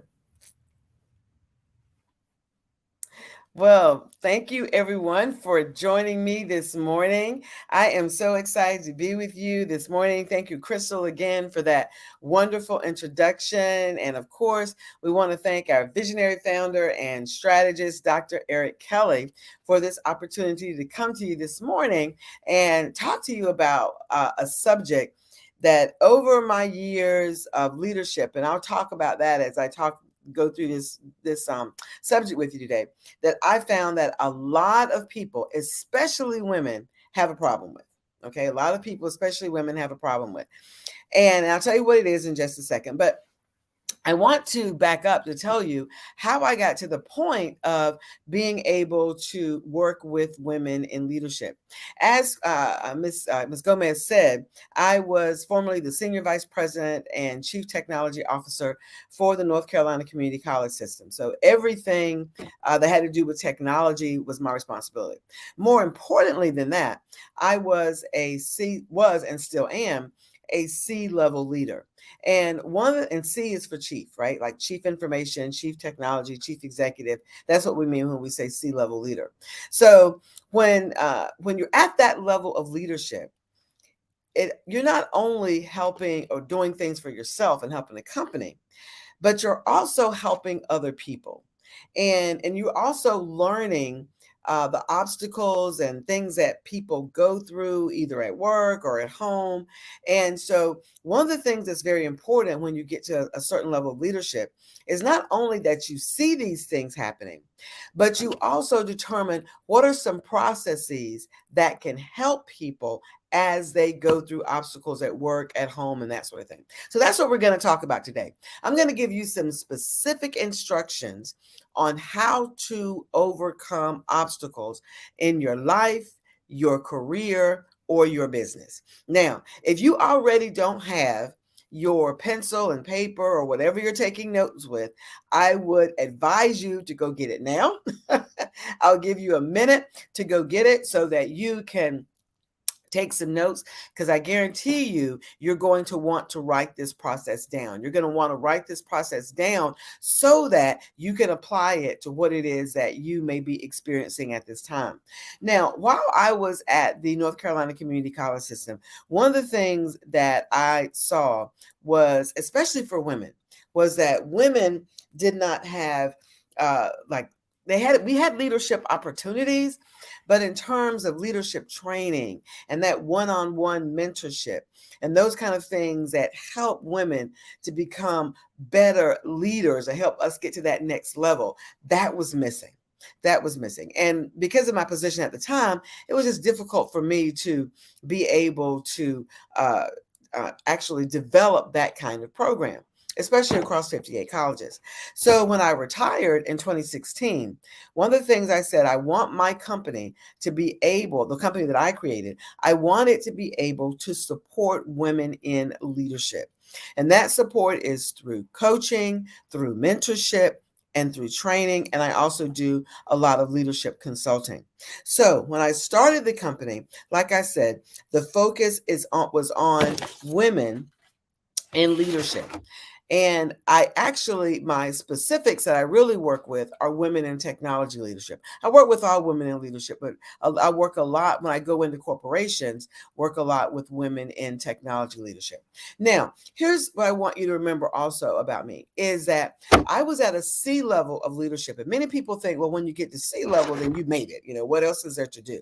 But I will tell you, after you leave the C level or at the same time, you should be looking for board leadership, because board leadership is different than day to day. And I'm not talking about your nonprofit boards are great. Get on them, okay, because they give you experience. But I'm talking about compensated corporate boards. So that's what I do now. I am on 2 compensated corporate boards for 2 companies. And they actually compensate you for your expertise. That's why it's so important that as a leader, you not only begin to look at how you do your day-to-day work, but you also determine what kinds of things can I add to who I am so that I can make myself more marketable, okay? So that I can do the kinds of things that I need to be able to do for myself whenever I get ready to start a company. Because you see, one of the things that I did while I was still working, and I went through all the permissions, because when you work for state government, you've got to go through the right permissions. So I went through all the right permissions and I started my own company while I was still there. Had nothing to do with what I was doing in state government. It was all about leadership training, leadership coaching and mentorship, right? And so when I started the company, I did that while I was working so that I could see, okay, what kinds of things do I need to add to myself? Okay, what kinds of skills, competencies do I need so that I can be a better person, not only for who I was working for, but also for my own company when I got ready to step out and do that on my own. And so when I did that in 2016, I realized, you know what? I bring a lot to the table, and so do you. But the thing about it is, so many times we don't realize what we bring to the table. Okay, and we'll say that for another session. I think we'll come back in December. Maybe we'll talk about what do I bring to the table, or how do I determine what I bring to the table. Today, what I want to teach you, hopefully by now you have your pencil and your paper. Today, what I want to teach you is how to overcome obstacles. How do I overcome obstacles in my life, obstacles in my career, obstacles in my business? How do I actually overcome that? So as you go into the new year, and we're like what? 31 days out now, because today's the last day of the month. So as you go into the new year, you want to already have this process in place, because obstacles are going to come, right? You're going to have obstacles that are in your life, in your business, in your career. You're going to have these, but you need to know how to handle them. So we're going to do 4 things today. You're going to do one of them. I'm going to do 3. How's that? So first, we're going to identify types of obstacles, because there are different types and you need to know the difference. There are 4 types, and we're going to talk about that. Then, as I am talking about the 4 types of obstacles, what I want you to do is I want you to pick one.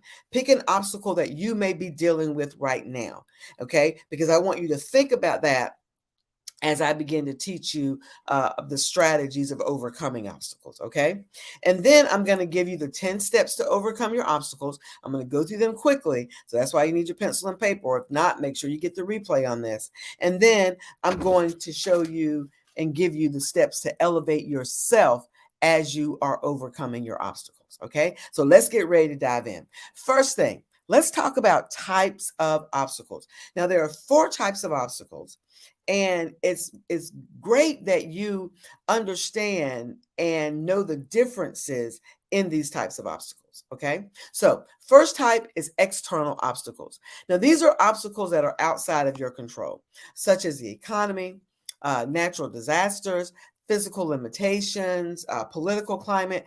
These are things that you have absolutely no control over, but they could impact you in some type of way, right? Because, for example, think about it. When we went through COVID, that was outside of anyone's control, but it impacted a lot of people because it impacted our economy. And then people were laid off. People couldn't provide for their families. I mean, and that is a type of obstacle. So we want to make sure that we understand what happened was external to you, but it could have impacted you in some form or fashion. The next type of obstacle is internal obstacle. Now, these internal obstacles are generally issues that you have control over, okay? It's an issue that you have control over, but yet it starts out small, but then can snowball, okay? But the key here is that you have control. For example, debt. Okay, getting in a lot of debt. You've got control over that, right? It may have started out small, but then it grew over time. Cash flow, how much money you have coming in. Your time availability. These are all things that you have control over. The skills and talents that you might have. okay, the skills, your talents, your competencies. These are things that may be obstacles for you because you can't get from where you are now to where you want to be because these obstacles are in the way, right? But remember, you had control over these. All right, let's look at the third type of obstacle. These are called social obstacles. And social obstacles reflect how other people and situations can be a hindrance to you. Other people, now this is still other people that can be a hindrance to you. For example, you might be working with someone that's uncooperative, right? You may need support in something, but you don't have that level of support, or need support from someone, and then they won't give you the level of support that you need. You may be in a toxic relationship, whether it is at home or on the job or wherever, but you may be in a toxic relationship. One that I see a lot of is tradition, especially when we own our own businesses. Sometimes we get stuck in tradition. These are things that are external to us, right? But they're people and situations different than the external obstacles, right? These are people and situations that impact us. Social norms, okay? Things that are happening on the outside of us, but yet they're impacting who we are in our life, in our business, in our careers, right? So you've got external obstacles, you've got internal obstacles, you've got social obstacles. And the third type of obstacle, this is the one that most of us experience, or almost all of us have experienced at one time or the other, and those are our personal obstacles, okay? Our personal obstacles literally are how you get in your own way. Sometimes you may have heard that. There's a book that's been written about getting out of your own way, right? And these are obstacles such as bad habits, fears, your own emotional dysfunction, your own limiting beliefs, disorganization. I mean, how you organize things around you. Procrastination is a personal obstacle. A bad attitude is a personal obstacle. So these are the things that when we talk about obstacles, external, internal, social, and personal, then these are the kinds of obstacles that we all deal with. Now, what I want you to do right now is I'm going to give you about 30 seconds. I put my timer on here. I'm going to give you about 30 seconds, and I want you to pick an obstacle. Pick external, internal, social, personal. Pick an obstacle, because what I'm getting ready to do next is I'm getting ready to give you the steps to overcome them. But I want you to listen to these steps as it is reflected upon your own obstacle, okay? So let me give you 30 seconds. We got about 25 left now, so you can pick your obstacle, okay? So let's give you some quiet.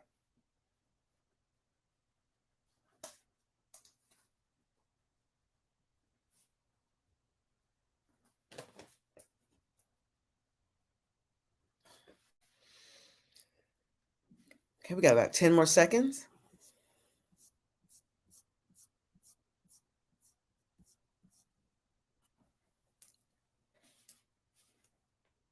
Okay. All right. So now, hopefully you have your obstacle written down, and it may be more than one, and that's fine. But as I go through these next 10 steps, I'm going to go through them fairly quickly. All right. One of the things that I do in my mentorship and my coaching practice is, when I work with groups, we actually sit down and we go through each one of these steps and walk through them one by one. The reason being is as it relates to themselves, right? The reason being is because you need to know how these steps relate to what you're experiencing, right? Not what I'm experiencing, but what you're experiencing. That's why I had you write down your steps. And I actually wrote down one myself, okay? So now, step number one. Step number one is to identify your obstacle. You can't, let me say this very slowly. You cannot fix something that you are not willing to identify. And that's what I had you do. That was the first thing I had you do. I said, identify an obstacle. I said, write it down so that you can think about that obstacle as we go through the steps. So step number one is to identify your obstacle. Now, step number two, and this one takes a little work. Step number two is to adjust your attitude about your obstacle. Now, what do I mean by adjust your attitude about your obstacle? When I say adjust your attitude about your obstacle, so many times when we look at our obstacles, we look at it from a negative perspective. Okay, we look at it from a negative perspective. Okay, I'm going to take the obstacle of procrastination. Okay, the obstacle of procrastination. Almost everyone has or will in the future deal with the obstacle of procrastination. So if that's the obstacle that I've identified, say I've got a report that's due. Okay, this is something that I actually dealt with. Okay, not too long ago, had a report that's due on a certain date. Procrastinated a little bit because I thought, oh, it won't take me that long to get it done. But then it's like, oh my goodness, this report is due in like 10 days and I need to get to work. Okay. Now, when we talk about adjusting, as I identify the obstacle. So when we talk about step number 2, adjusting your attitude about the obstacle, what we're looking at here is you can't spend time saying, this is not something I want to do. Okay. You can't continue. This is what hurts us so many times in moving past obstacles, especially one like procrastination, for example. That's a personal obstacle. So you can't spend time saying, oh, I don't want to do this for my business, or I can't learn this, or this is not something that I should be doing. You've got to adjust your attitude. If that obstacle, if what is standing in your way is something that you need to overcome so that you can move forward in your business, that's the attitude you have to have. You have to look at the obstacle as something that is necessary for you to either move past it, take care of it, get rid of it, whatever. But you need to look at the obstacle as what is standing between you and what you want to do for your business, your career, or your life. Okay. You've got to change. You've got to adjust your attitude. You've got to begin to look at the obstacle as what's in the way.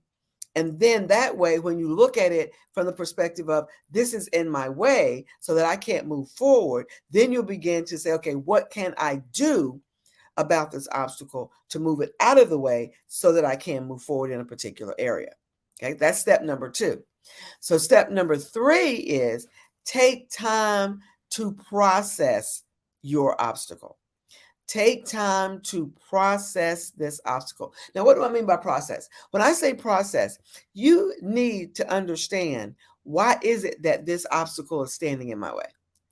Why am I allowing procrastination, for example, to stand in my way? Why didn't I start on the report 6 weeks ago or 4 weeks ago or whatever? Why didn't I start? You have to take time to process that particular obstacle because there's a reason why you didn't. Now, as leaders and as business owners, especially in leadership, sometimes we don't take time to process. Okay. Sometimes we don't take the time to process and to see what's going on and to understand, why is this an obstacle in my life? For when I looked at when I processed my procrastination was more because I had said yes to too many things. Let that one sink in for a second. I had said yes to too many things.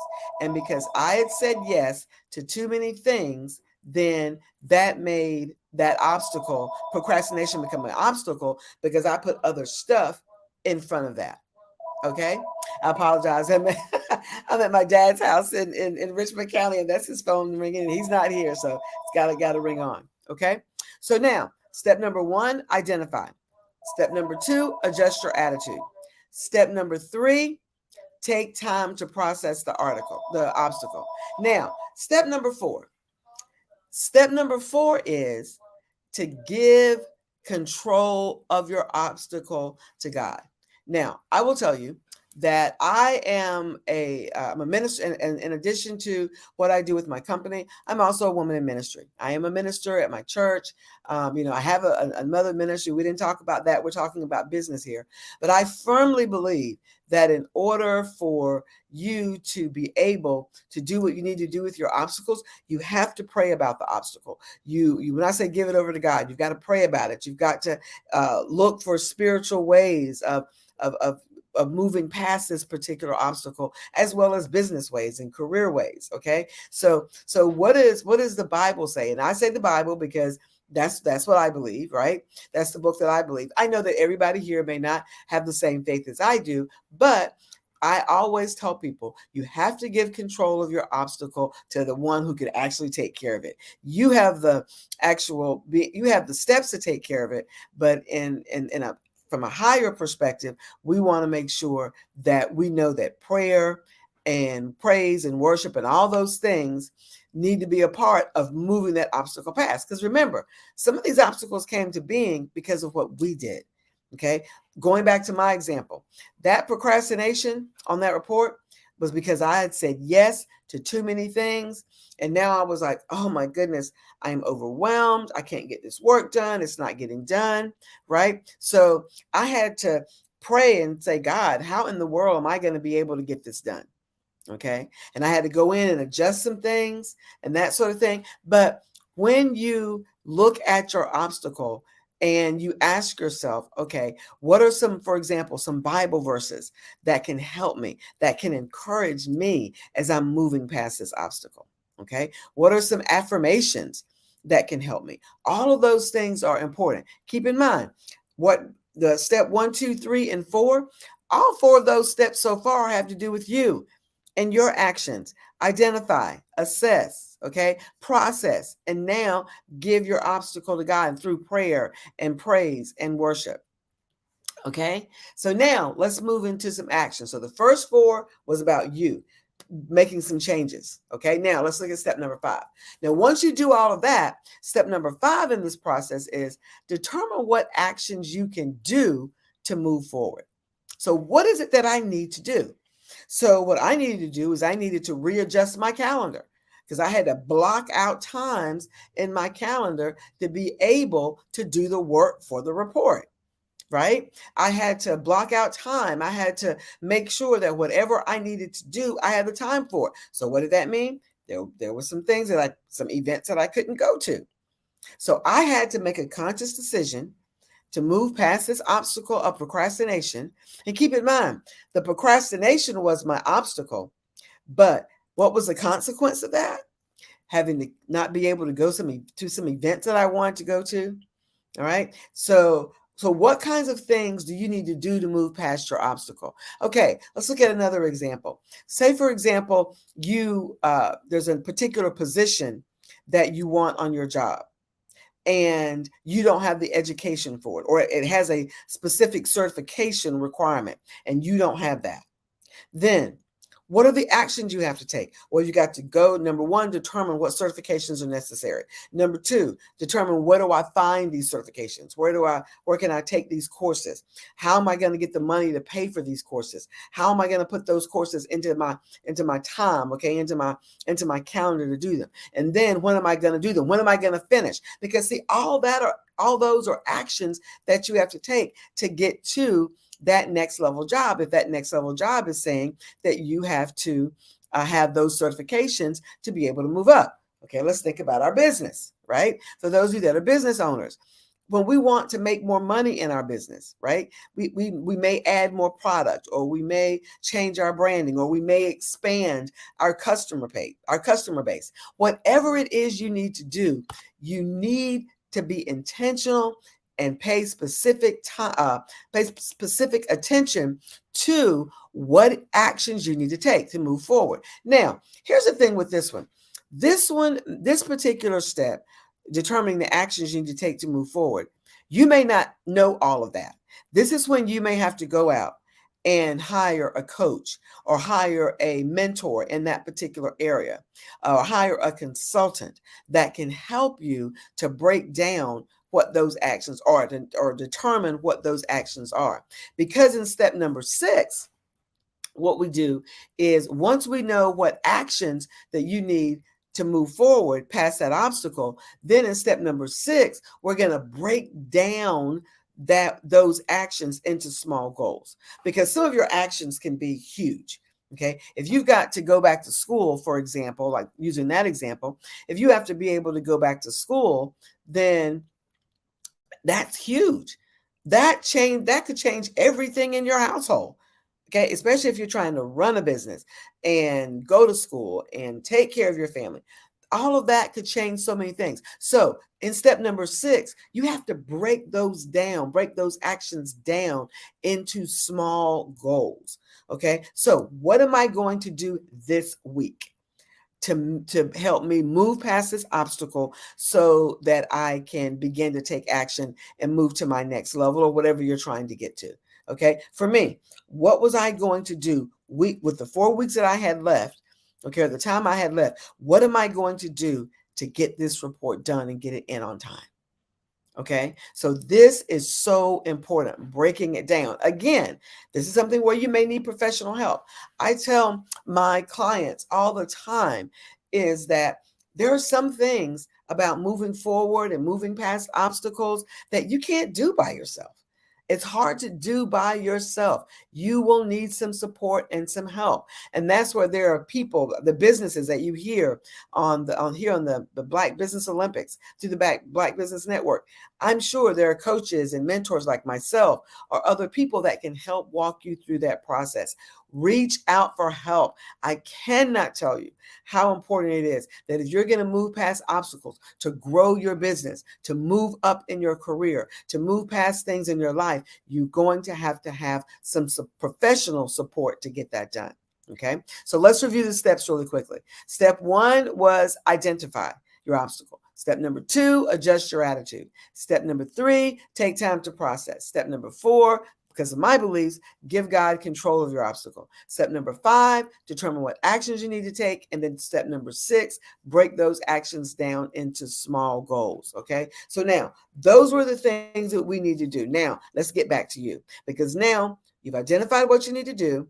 You have broken them down in small goals. Now here's the key.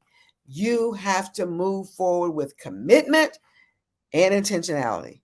Okay, if you're not committed to the goals that you did in step number 6, then you're not going to be able to move forward. Okay, because for you, it's just going to be something on a sheet of paper, something that looked good at the beginning of the year, but you're not committed to doing the work. Let me tell you, moving past obstacles is hard work. Okay, moving past obstacles is hard work. That's one of the reasons why my company is named WMS. She said WMS Training and Consulting. There's a reason for that, because WMS stands for Work Makes Success. Okay, work makes success. And to be able to do that work, you must move forward with commitment. Okay, you have to be committed to what it is that you wrote down, the small goals that you have every week. If you say today is the 30th, right? So if you say today, these are the 2 things that I'm going to be committed to move past this obstacle so I can take my business to the next level. Okay. You may want to, I'll give you an example of something that just happened this morning. So I had someone reach out to me this morning. They'd been laid off from their job.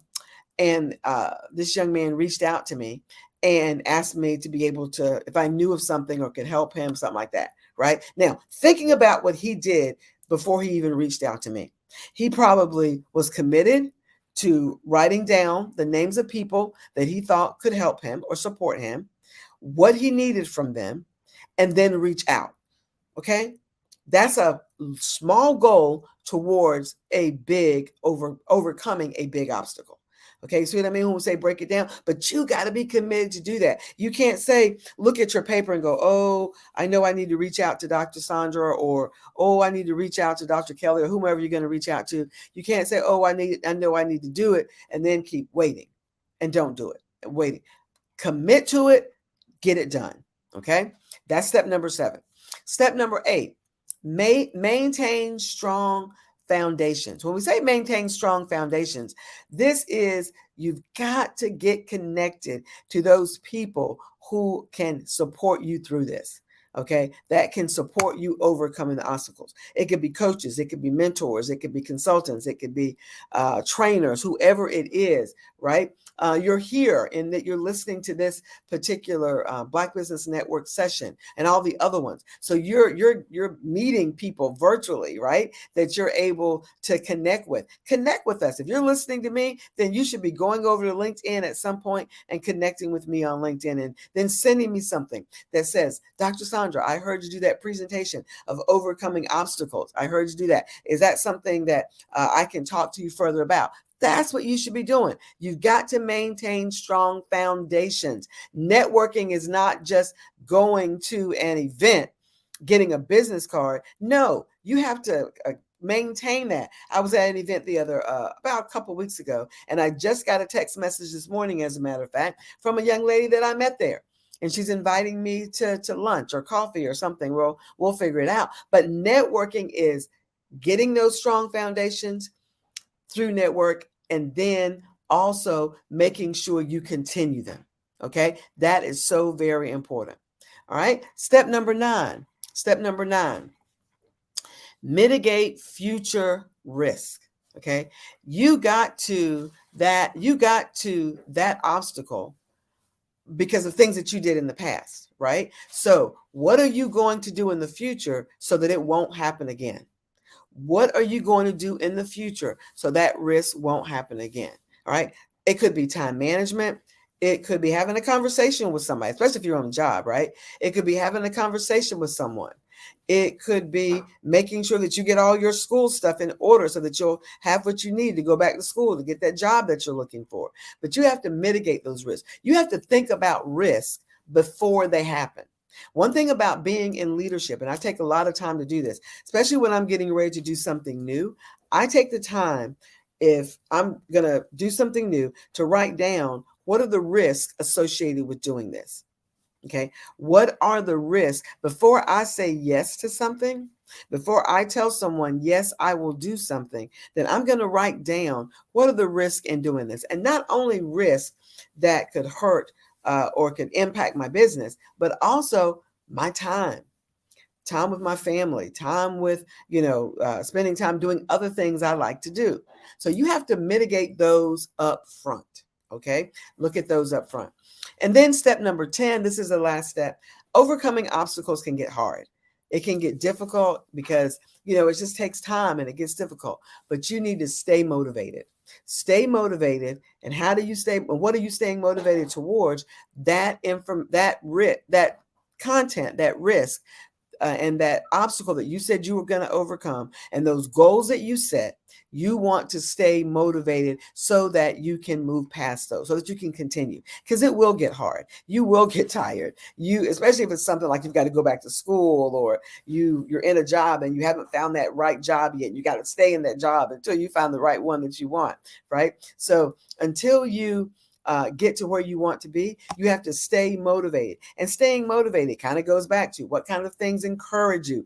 Go to networking events, find people that are doing more than you're doing, but you've got to stay motivated. Okay, before we move on to how to elevate yourself, we'll close with that. Let's review the steps one more time. And remember, you should be able to take your obstacle through these steps. Step number 1, identify your obstacle. 2, adjust your attitude about your obstacle. 3, take time to process your obstacle. 4, again, remember, I'm a believer, so give God control of your obstacle. Number 5, determine what actions you can do to move forward. Number 6, break your obstacles down, or your actions down for those obstacles into small goals. Number 7, you got to stay committed. Number 8, maintain strong foundations, network, find those people that can help you and maintain those connections. Number 9, what are the risks in the future? So you won't let this happen again. And then number 10, to stay motivated. So those are the steps that you need to take if you are going to move past your obstacle. So now let's look at finally, as we close out, let's look at finally how to elevate yourself after your obstacles. Now, this is important because when you are working on moving past your obstacles, sometimes, depending on what kind of obstacle it is, sometimes you sort of get discouraged, you get frustrated, you get angry. But in all of this, you've got to continue to speak positive to yourself. And that's what I call these elevation actions. These are elevating who you are. Okay. So elevation action number 1, elevate what you believe about you, regardless of why the obstacle is the way it is. Elevate what you believe about yourself. What do you believe about you and who you are? Okay. So if it's something, if you're not on a job or you get laid off from a job, that didn't have anything to do with it. That had to do with the company. You just got caught up in it. Right. So don't blame yourself. All right. If it's something, your business may not be growing the way that you want it to grow. Okay. Then you know what?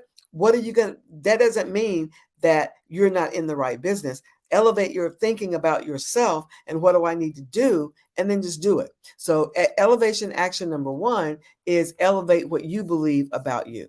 Number 2, elevate what you know. This is one that's so important. When you elevate what you believe about yourself, you have to elevate what you know. You got to set goals. Invest time and money into yourself, into your own education, into your own courses. All right. You're getting this free right here, right? For this particular session, Dr. Kelly is generously giving this to you for free. But you know what? There have been people on here, I'm sure, that you're saying to yourself, "Ooh, I would love to be able to work with them." And then you go to their website or go to wherever they tell you to go, or you talk to them, and then you say, "Well, I don't want to pay that." Well, you know what? People that pay slay. Right? Remember that. People that pay slay. Okay, I've got 2 more. I'm running out of my time here. Elevation action number 3, elevate your decisions. Elevate how you're going to be making decisions. Elevate the decisions that you make. Do you have all the facts? Why do I need to make this decision? Am I making the right decision? And sometimes you don't want to spend so much time making decisions, because when you make the decision, your opportunity may have passed, right? One of my mentors told me one time, and I say this all the time, is go ahead and make the decision and then make the decision right. Sometimes you have to make a decision and then go behind that and make the decision right. Last one is elevate your actions.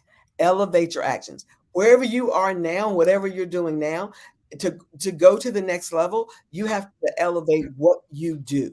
Okay, the kinds of things you do, your attitudes, your actions, your habits, your character, all of those things impact where you are going. The things I do today and the kinds of things I do today aren't the kinds of things I did when I started working 25 years ago. All right.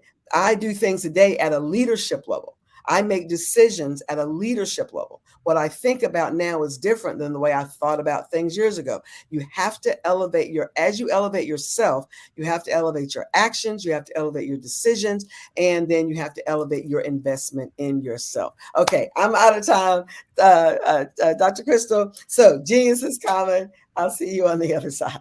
Yes, thank you so much. And where can we find you? Oh, you can find me. My site is drsandraspeaks.com. Dr. Sandra, and that's SAUNDRA, drsandraspeaks.com. If you go there, right, it's still under maintenance and everything. We're adding some new things to it. I'm adding certification, so adding some new programs. So if you go there, you put in your name, your email, and your text for me to be able to text you, and we go from there. Well, genius is coming, and we'll see you on the other side. Thank you. Thank you. Bye-bye. Well, I am Crystal Gomez, and we're getting to the end of our day here. So the Black Business Expo's mission is to raise funds for high school seniors going to college or K through 12 entrepreneurs. This expo is a fundraiser for students. You may go to www.blackbusinessexpousa.com to donate to the scholarship fund, or use the Cash App that's on the screen below, $BBXUSA. Our goal is to give laptops and up to $5,000 to 10 students. Students can register online at blackbusinessexpousa.com. Now, every dollar counts, so we want to remind you to donate to the scholarship fund. We want to also thank our Black Business Expo USA sponsors for November 2023. NC 100, Moody Capital Partners, Suede Soul, Lotus Richey Coaching and Training, Carolina, Virginia Minority Supplier Development Council, Step Management, 5-Star BDM Media, Barbara H. Smith, LLC, Margie McLean Foundation, Incorporated, Genius is Common, The Hello, LLC, Earth Essentials, Mullane Shania Global, Executive Women's Success Institute, The Quality Coaching Company, Superwoman Business Services, Creative Force Studios, Lee Entertainment, Artistic App Design, Black Business Expo USA. Genius is common, and I'll see you on the other side.